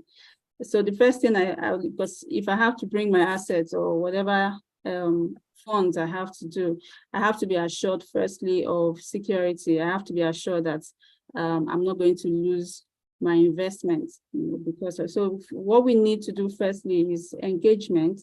I also need to look at education and again regulation as well. So this forum is one of the ways through which we can educate people to let them understand the benefits. It's only until when people have seen the benefits and what they can do with it that they can agree to bring up those investments into the market. And then when again, Mr. Jamale mentioned about where he says our operators need to start getting on board. They need to understand it firstly before they can start getting on board. So I would say that the solution to that is basically engagement, education, and then regulation. Okay. Thank you very much, Chinwe. I know you thought you were the last speaker, but actually I was surprised you are not the last speaker. We have one more speaker. He's Mr. Rotimi, and he comes from the LCFE, and that's a new exchange, right? They're more into commodities. We've seen them into hard commodities, basically. We've seen them into gold recently. That reminds me, Rotimi, I will collect some gold, after this session. I think this is a good time to have some gold, So he's Rotimi Ayodele Oba. I'll give a brief profile of Rotimi. It's quite impressive.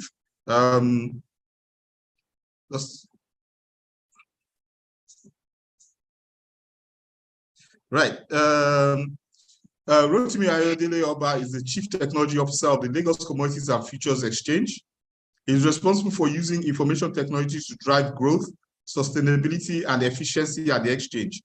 He holds a BSc in Computer Science from the Ekiti State University, MSc in Information Technology from National Open University of Nigeria, an MBA specialization in Information Technology from Ulanovsk State University, Russia, and a certificate in Business Accounting from the Chartered Institute of Management Accountants, UK. Also, over the years, he has completed several trainings and certifications, and he has been awarded over 23 information technology-related certifications. So we've got a real egghead here. As an IT business executive with over 10 years of work experience in planning, designing, deploying, and managing both simple and complex solutions, he has been able to drive value in multiple business sectors: finance, telecommunications, oil and gas, FMCG, and government-owned institutions. Rotimi, you're welcome to this platform. I saw you on the platform for quite some time, and I know that you've followed what other earlier speakers have said, and I'm sure you're going to add tremendous value to the subject matter. Rotimi, I yield the floor to you. Thank you very much. Thank you very much, Mr. President. I also would acknowledge the various speakers that we've done for now. There's very little to add to what has been done. Quite a number of people. But briefly, because I think I have about 10 minutes, I hope to do less than that, because I will stretch the time already. But on this call, I will briefly just talk about 5 things. I will relate digital economy to DLT, and then relate that to online trading. I will also talk about the role of technology in commodity ecosystem. I will talk about the position of our regulators on digital assets, that is said. I will also, lastly, or second to the last, talk about the current market sentiment, that doubt and pain is on when it comes to in particular. Then I will lastly talk about the opportunities for Cananese using DLT in commodities exchange ecosystem. So basically, digital economy is going to evolve around. This has been about breaking the transfer and the ability to connect and use and analyze different amount of information. Basically, when we're talking about digital economy, we're talking about the ability to digitalize and what the majority of things that we do our economy, that system, and we make various barriers. And then, like plenty other of our other speakers have done, they've done justice to explaining what technology, which is DLT, actually. Nutshell, this is basically a technology that allows different entities, different organizations or silos to be able to relate the same record or the same database, be able to relate to the same system and letting the people able to, in real time, in information analysis. And in this can be utilized like we're talking about commodities. And what do we mean by that? I heard a speaker from CSCS earlier saying that saying somebody that works in CSCS and doesn't really understand what CSCS means. We don't share that pain. We don't go through that a number of times. The word commodities might not be very familiar. This part of the world, especially in Nigeria. But it's basically a platform that allows people to buy and to sell their commodities. Basically, buyers and sellers together, they're able to typically negotiate prices and strike prices. And most importantly, we also put in frameworks to make sure that there's integrity in that trade. That means whatever is traded gets set. Whatever you promise that you have and sell, you actually have it. You promise that you buy, particularly buy it, and then there's integrity. And at LCF, currently we are licensed to focus on asset classes, focus on products, drugs, we focus on oil and gas products, also focus for right now, enable trade on those asset classes. That's like agricultural products. Now, the commodities ecosystem, all the resources are according to that ecosystem. So basically what we're trying to communicate is that the value that we bring to the ecosystem as an exchange, first and foremost, like I mentioned earlier, we build a structure. There's recognized structure. There are different players that come into to ensure that whatever it is that we are trading, whatever it is that is being traded, is whatever it is that is being executed, is able to see it. And then the regulations are part of because CSCS. And the most important part, which I think that everybody knows, because when you talk about LCF, you hear that product is the fact that we are practically a platform. We are neither the product owners, which is the seller in this case, nor the buyers. And this is what applies in every exchange. What we practically do, bringing the price discovery, the market forces, buyers and the sellers are able to determine what price that particular product for that particular, and that's where we are able to dynamics in pricing system. So that means the prices are not static. And then the risk, the various risk management from the various segments are also taken care of, which is integrity, and then data collation. We're able to do exactly what we are doing, what markets, what is required for the market, and then it helps national planning. And then importantly also, financing is important. So the various stakeholders have access to financing to their business, and then the investors also have access to finance projects and then held and hold reasonably in a regulated environment. I heard my senior colleague also said that the class of assets basically opposes. That is one of the major reasons why any of those can be classified as because of the level of regulation and the level of management that they put into what we and most importantly is the fact that that what is happening. Then briefly, I also like to talk about our digital alignment. Basically, what do we use technology to do? Ecosystem. First and foremost, so the trading and the alignment, capital market, sellers and buyers, and the various price control and price discovery mechanism. All these structures put in robust technology. Another part of it is regulations. Regulators and the regulated are able to have a joint platform and interact. And then there's also risk management, market control, there's access to platforms, warehouse management, various forms of the commodities management. We're able to advise the risk system, risk control mechanisms, and most importantly, there's transparency. Most importantly is what. And I'll talk about price discovery also, about data collection and financing. All of these technology to achieve largely technology and the commodities. Now, I'm talking about I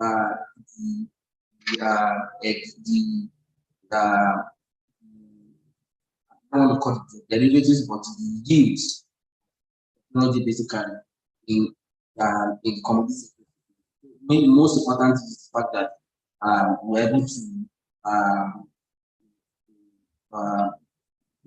provide a platform where capital raising instruments like ETFs and ETFs, exchange traded notes and ETFs are being able to raise and deploy. And this can be used in various sectors of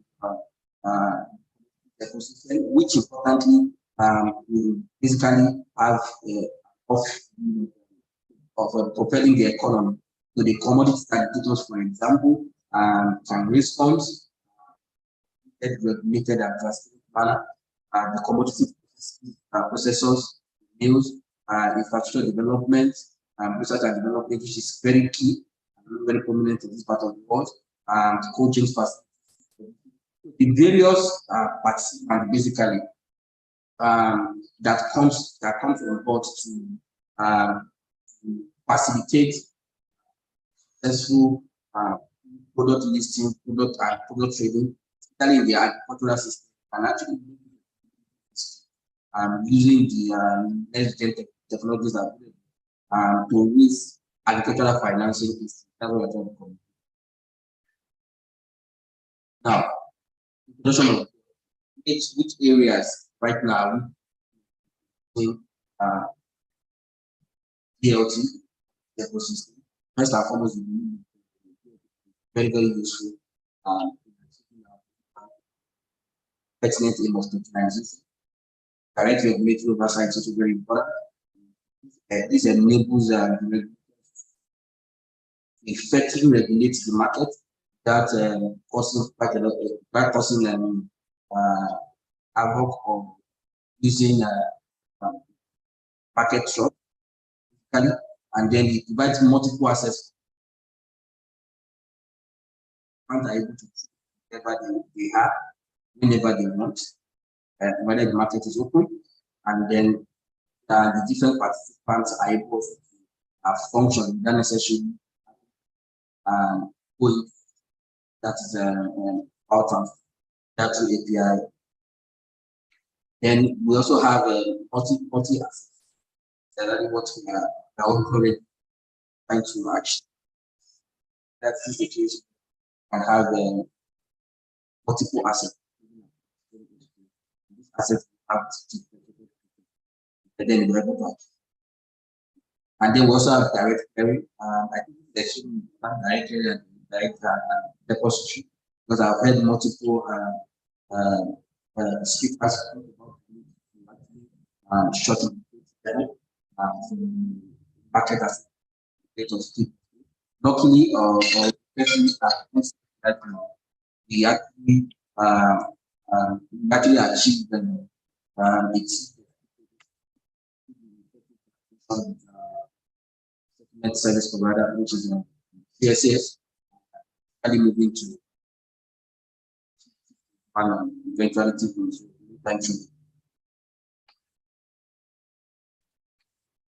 Now, I also want to talk briefly about position of our regulators right now.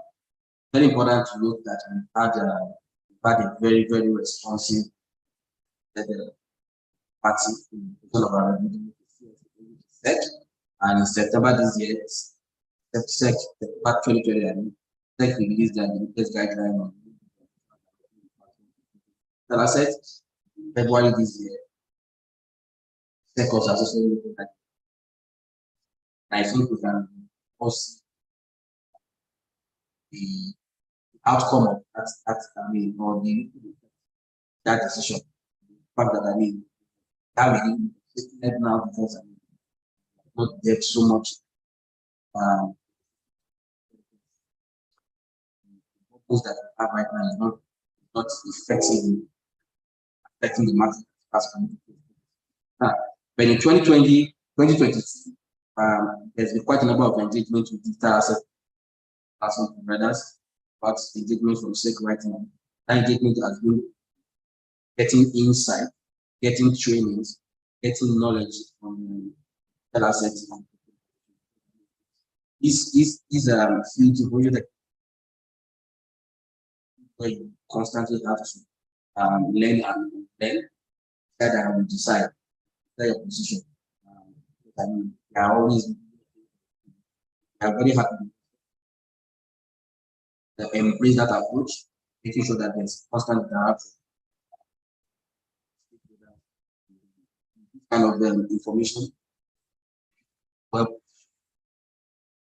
support the advantages of technology assets.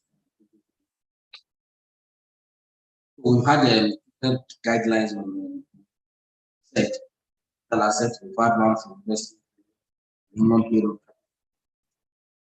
Importantly, the risk management, internal audit, custody. All of this is basically meant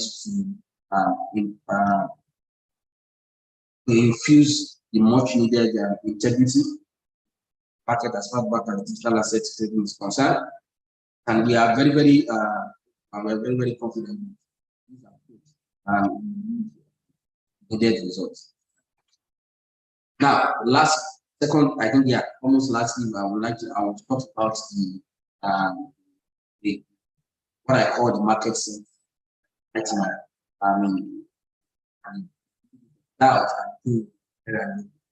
While DLT not be fully foreign commodity. The first thing is the fact that we have aging investing population as far as the capital market is concerned. Naturally, human beings, what you are not that I want to stay with water. Aging investors have very little blocked in or that. And then we have very little interest by the next generation. Partly from a lack of knowledge, adequate training, and down up the absence of every policy.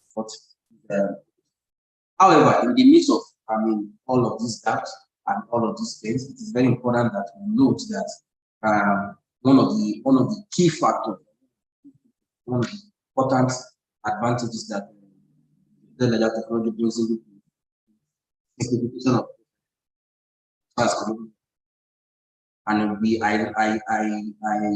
I largely believe that once this is properly implemented, and then we can achieve a lot of processes, definitely this will be orientation and reorientation, especially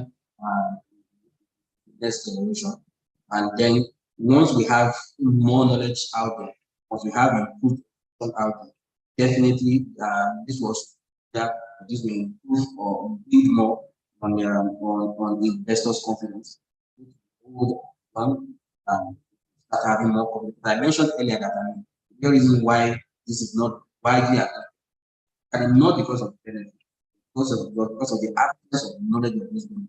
Once those benefits have been known, then fares are being paid in a simple and understandable manner. Definitely we have investors' confidence. And of course, when we have confidence beats participation. Definitely participation will also help in building the market. And then definitely also DLT will also achieving almost everything, achieving time trading. All right, so what are the opportunities that we currently have? Definitely, once we talk about processes, then we have very easy exchange and regulatory monitoring. The exchange is able to function easier, and it's also once the exchange is easier in an easier manner, make sure that integrity is definitely we have a very agile market. Very agile market, we can now start talking about making sure that our operate other exchanges so we can have multiple balance things. Means that elsewhere outside LCA, vice versa. And most important, down the line is the fact that we can now start having global price discovery. Then we are, and then investors can actually take very good. So thank you very much. I plan to make these steps. Thank you very much, Rotimi Ayodele Oba. That was a very masterful presentation by you. It was quite engaging. In your thank you, I saw the gold bar. I hope you find a way of wheeling it over to my office. You know, well, quite engaging. A quick question I would like to ask you is this.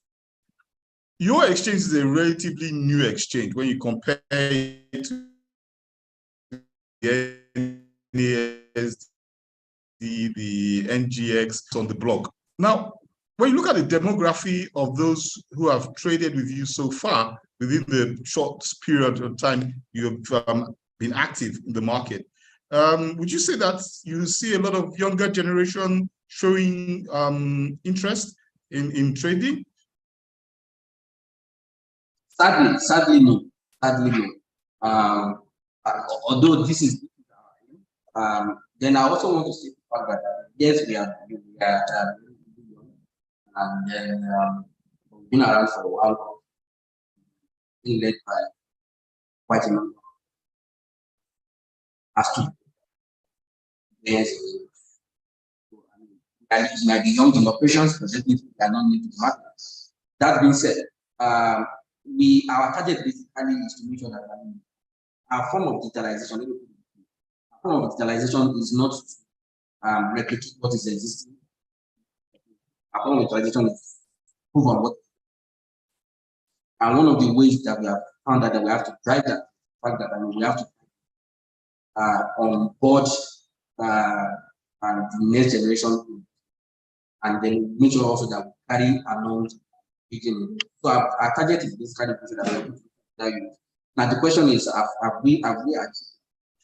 Looking at our own target, looking at our own, we are still far from where we are going. But when we look at our metrics of growth, I see that we are largely approaching. This the gold investment was launched in July. It was launched in July. It's less than 6 months on the market, and was launched by the and we also agree that that's the first time in this part of the world. We are largely partnering with educating people, right, and making sure that we don't compromise on the existing structures. It can be improved anyway, but make sure that we don't compromise on the existing structure, which guarantees the integrity of the market, by the way. And then combining this also make what using the different forums, different approaches. I mean, it's a working. We are constantly monitoring, constantly monitoring, and as we are monitoring the result, we are making adjustments. But we are confident that in our set time, Okay, thank you, Rotimi. Maybe just the last question for me here on this particular issue. I'm asking myself whether there is some kind of collaboration between the different FMIs. So we see maybe an LCFE, an NGX, an FMDQ, and NASD coming together and saying, you know what, look, we've got the potentials of growing our respective markets. And we've got a younger demographic that we can appeal to, but we need to collaborate. I might be wrong, but I've not yet seen that collaboration going on between the FMIs, the various financial market infrastructure, to be able to educate and enlighten investors in more contemporary technologies and how they can benefit them. Because we should be working from the benefits. I think Chime was alluding to that we need to work from the benefits that will accrue to investors. So if we can appeal to the younger investors, show them what the opportunities, and you have also showed us the slide, what the opportunities are, then don't you think we will go a lot faster and further? That's a very good question. Our approach at LCF, also partners, that I mean, we don't see other issues that never seen that. So we try to collaborate. And you might not have known this because not in the public forum yet, but we have quite a lot of collaboration existing. Like I mentioned earlier, CSCS provides our repositories. Its collaboration is happens on a basis. We have quite a lot of things currently trying to work out with FMDQ clearing. We have a number of also exchange. And you need to understand the fact that there are two things that the first thing is that we're trying to collaborate exchanges that are listing similar products. So that's cost effective. So we are able to provide agricultural products, other exchanges that are. And we're also trying to also make sure that we can work with exchanges that are also listing different products. NASD, which is why we focus on. But we can work together. We have quite a number of areas of work, especially around the Orient. These are, I mean, bringing local investors like we mentioned. These are one of the major areas where we have commonality, and we have several commonality. Even though we might not have the same language, but this collaboration is top of mind, and it's something that we are as we can. But as you can agree with me, we are developing the market, but most importantly, also developing the ecosystem around the same time, and we're working with different and the environment where we're working. Our progress might not be right now, but the market. Okay, thank you very much, Rotimi. Now, the last, but certainly not the least person who will be talking this afternoon, because time is fast spent, is Mr. Abdul Kudus Isiaka. Mr. Abdul Kudus Isiaka is a colleague of mine at Proshare. The team has just released a report, Online Trading in the Age of Distributed Ledger Technology, Improving Investors' Trading Experience. The report will be something Mr. Isiaka will give us some insights into. But before he gives us those insights, it's a brief profile of Mr. Isiaka. Abdul Kudus is a senior economist at Proshare. He heads the Market Intelligence Unit, which covers developments in the domestic and global economies, as well as in the financial markets. Abdul Kudus holds a master's degree from Heriot-Watt University, Scotland, United Kingdom, and a bachelor's degree from the University of Lagos. Abdul Kudus is passionate about alternative investment, private equity, and venture capital. He loves to deploy his strong analytical and communication skills and financial savvy and depth visualization skills to endow investing public with top-of-the-range business intelligence. Abdul Kudus has his other major interests in macroeconomic analysis, and forecasting, capital market, technology, Islamic banking, and finance. Abdul has participated in and facilitated and served as a reporter at several academic and non-academic discussions and conferences. When he's not at work, he enjoys reading classics, solving word puzzles, and playing Scrabble. I didn't know that, Abdul Qudus. That's a new one. Play Scrabble. Okay, great. Abdul Qudus is also pursuing a PhD program at the moment, and I wish him the best of luck. So, Abdul Qudus, I yield the floor to you. Hello, everyone. Good afternoon. I must say a big thank you to my boss and supervisor, Mr. Teslim Shitabe, for that very generous introduction. So as not to take too much time, I must just say that my brief is this afternoon very simple, and I have no plans to complexify it. I think we've had a very elaborate and edifying discussion around distributed ledger technology and what it offers to the various stakeholders, what CSCS and a number of other financial market infrastructures tend to or stand to benefit in terms of speed and accuracy of settlement, the prospect of T+1 clearing cycle, or if you like, the settlement cycle, and you know, the fact that we could also see tighter security and how data vulnerability risk can also be moderated. We've also talked today about cross-border trading and the possibility that Nigerian traders and perhaps even traders across the continent can have access to a wider range of assets to trade in. We have also not failed to talk about the inherent risks and the apparent need for regulation, given that the idea of DLT is a new one. So all of this, I must say, is contained in our report, the Nigerian Online Trading Portal Ranking Report 2022. It is titled DLT sorry, I would like to take that again. So in our report, I'll come back to the title of the report in a bit when I share the screen. So let me also quickly say before I begin to share my screen, or maybe I can do that immediately.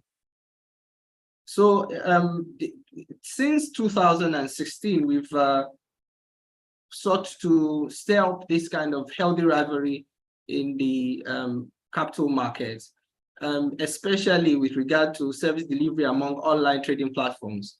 And we believe that by conducting this independent survey, which is what we've done again this year, we not only would identify the continuously changing preferences and expectations of consumers, we would also ensure that we're upping the ante, as it were, in service delivery in terms of what is obtainable in the capital market. So I'd like to share my screen at this point. I hope I'm able to do that from my end.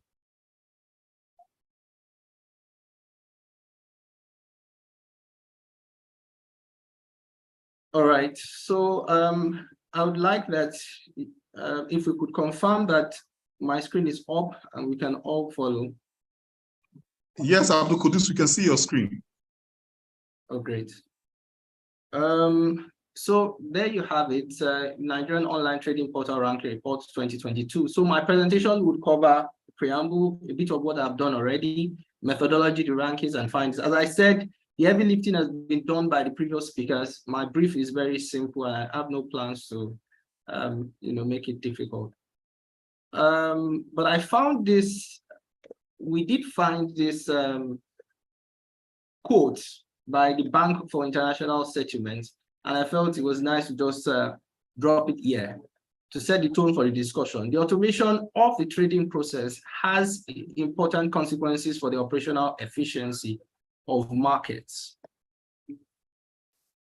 And we've been talking a lot about DLT. So there you have it, the title of the report, Online Trading, the Age of Distributed Ledger Technology, the Doubts, the Pains, and the Opportunities.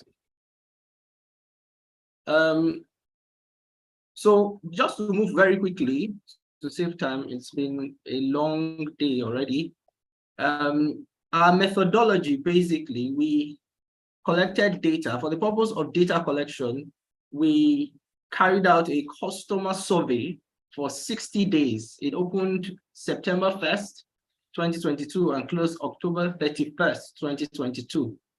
Also, for that purpose, we relied on information from the platforms themselves for aggregate data on customer preferences and patterns like customer conversion rate.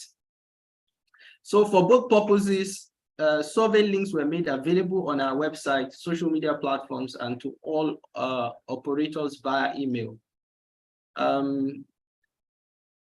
So we had, at the end of the day, we collected data and we did plan and eventually did rank the platforms.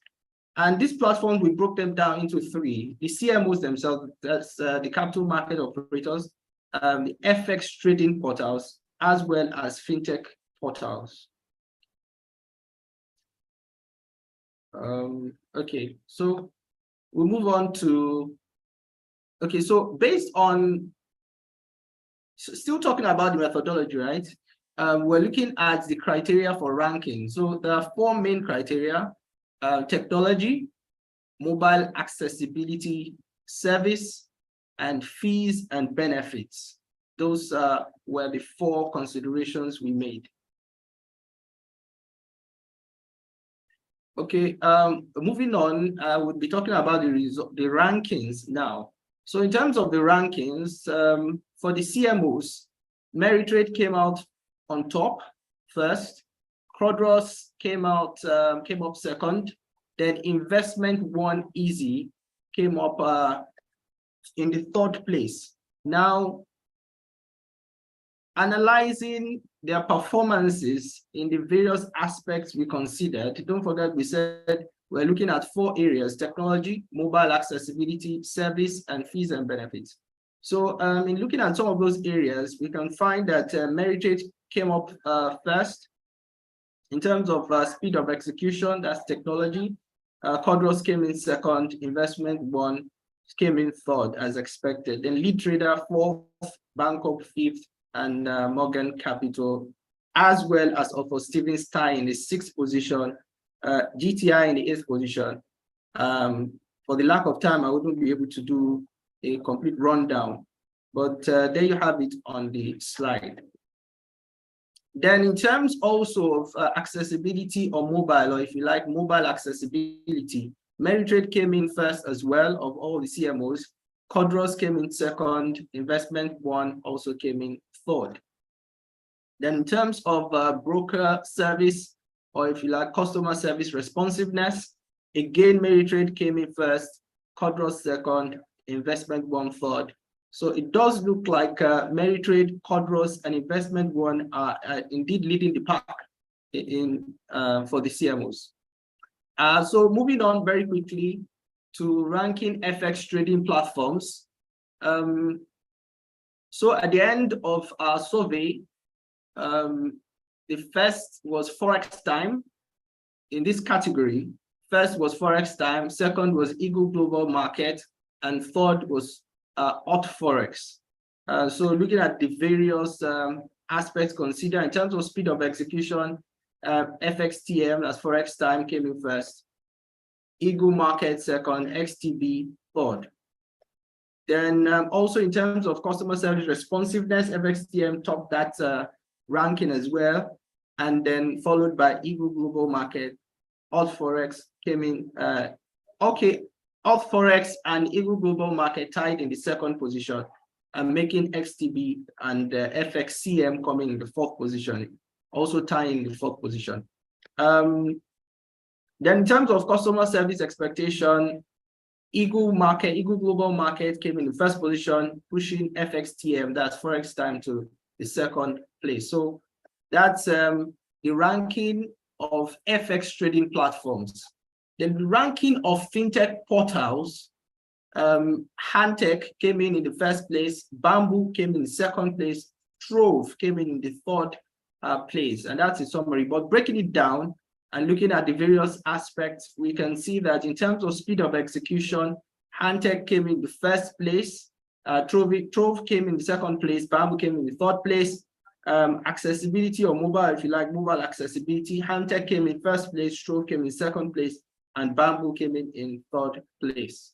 Now, before I round off my presentation, these were some of the interesting findings we made, and this could be really useful to capital market operators as well as stakeholders generally. So we found that in terms of platform discovery, 48.14% of respondents confirmed that it was through the company that they came to know of the platform. Then in terms of, then 26.61% confirmed that it was through referrals or word of mouth. The social media played a role. About 13.73% of the respondents confirmed that the platform, the very platform regarding which they were filling the survey, was discovered through the social media. Then in terms of online adverts also contributed. So in that order, we can see that the company brand, the brand itself seems to have been much more defining and critical in also perhaps putting the platform out there. Then also in terms of investment expectation, so for most investors, especially those who partook in this survey, 58.49, that's more than half of those who took the survey confirmed that capital appreciation was most paramount and was most important consideration that they will be making. 28.824% were much more concerned about dividends than any other consideration. Then in terms of preservation of value, 7.339% confirmed that that was their concern. Then 5.88% represents the other considerations that ranked paramount for some other respondents. Okay, so also as part of the further findings we made in the course of this survey, the percentage of income invested.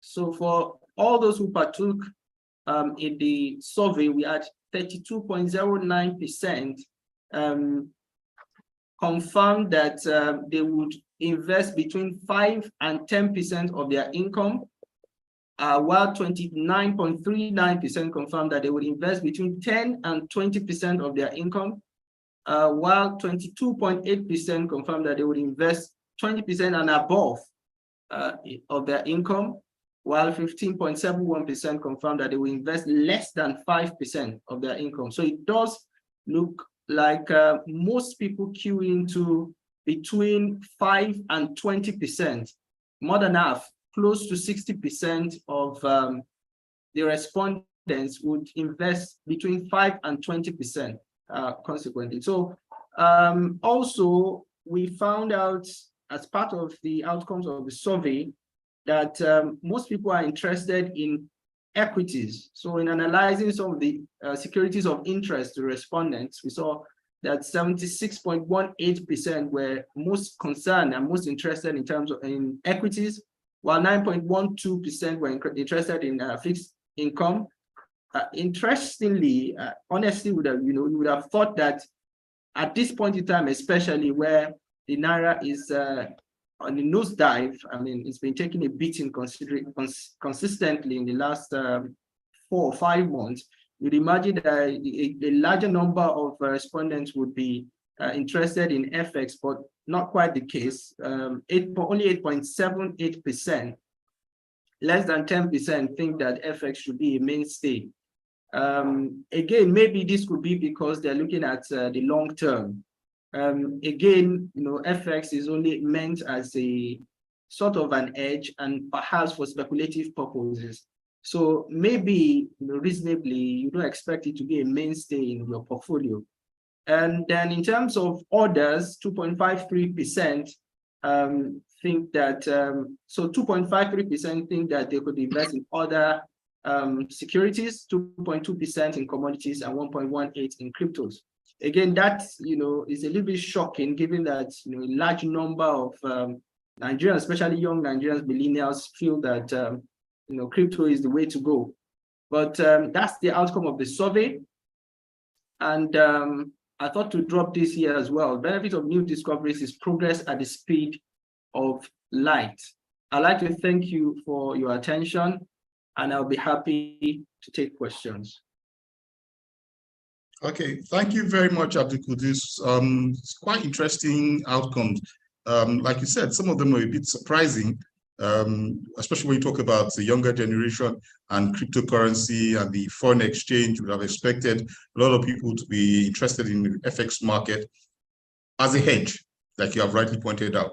But the survey doesn't seem to suggest that our presumptions are correct. So thank you very much, Abdul Kudus, for that insightful presentation. We have to move on quickly now. I will skip the Q&A issues. If you have questions, you could kindly put them in the Q&A box. We will share it with our discussants, our participants, the speakers, and we will get back to you and convey their answers to some of the questions that you asked, because our time has been far spent. At this point, what I want to do is to ask Mr. Babangida Yaya to give closing thoughts on the DLT and his insights into where we're likely to go from here. Thank you very much, and it's been a very insightful session for me. I have also been listening to all the speakers from within the ecosystem, and I must say that it's been great learning for me as well. It's also interesting to see that this topic we're discussing today serves the interest of the market at large, and we're beginning to see how it brings value to the entire ecosystem. I think that all the speakers have largely been speaking from the same hymn book. We clearly see that there's a benefit, that the world is going somewhere, and in that direction, we should also be looking in that direction and be making some level of progress towards where the world is going. I had earlier mentioned that changes can happen in two ways. It is either they are regulatory driven or they are market led. I'm an advocate of market led initiatives, more because in the market, we understand where it pinches, where the shoe pinches, right? And we deal with the investors on a daily basis. We understand the pain points a lot better. And as such, I think that that collaboration as an entire market is very critical to taking the next steps. I think that we are pretty much on the right path. We just need to consolidate on the existing efforts. We need to pull everything together. We need to apply some sense of urgency so that the change that we desire is not forced upon us. Instead, we will be the ones driving that change in a more of a proactive manner. So I would just like to thank every speaker for their contributions. Like I did say, I learned a lot from everything everyone has said, and the time is right. Right now, I mean, there couldn't have been a better time for us to push towards the realization of these very groundbreaking initiatives. And thank you very much for also inviting me. I appreciate it. Thank you very much, Mr. Yaya. It's been a pleasure having you here. I must say you've added your own knowledge to the pool of knowledge, and we do not take it for granted. Thank you very much. Yes, then I can come to Rotimi. Rotimi, could you kindly give me your closing thoughts, please? Thank you. Hello, Rotimi, you're muted. Rotimi? Okay. Okay, I'm not sure Rotimi is around. Okay, so I would like to hand over to my colleague, Adelodun Jimo, to take us to the home stretch and close the session for today. AJ, could you kindly take over?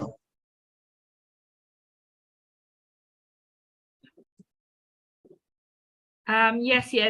Thank you, Mr. Teslim. It's been very, very insightful, I must say. It's my first time attending a Proshare webinar, and I must say that this I've also learned a lot. It's been nice hearing our speakers talk and share their own views and giving insights to the topic. They obviously did justice to the topics, and on this note, we say thank you to all the speakers. Thank you for taking out time out of your busy schedule to be here at the webinar today to help us to do justice to the topic that we are talking about. The Proshare online trading ranking video will be released later today, and we encourage everyone to please log on to the www.proshare.co to read the report. To all the participants that joined us from here in Nigeria and abroad, we say thank you for joining in. If you're unable to share your feedbacks here in the chat box, please reach out to us at business@proshare.co. Join the conversation on our YouTube channel, our Twitter, our Instagram, and other social handles. A replay and of course discussions will still be ongoing around DLT and this webinar. Of course, we say thank you once again. It's been a great webinar. On this note, we say enjoy the rest of the day. Thank you very much.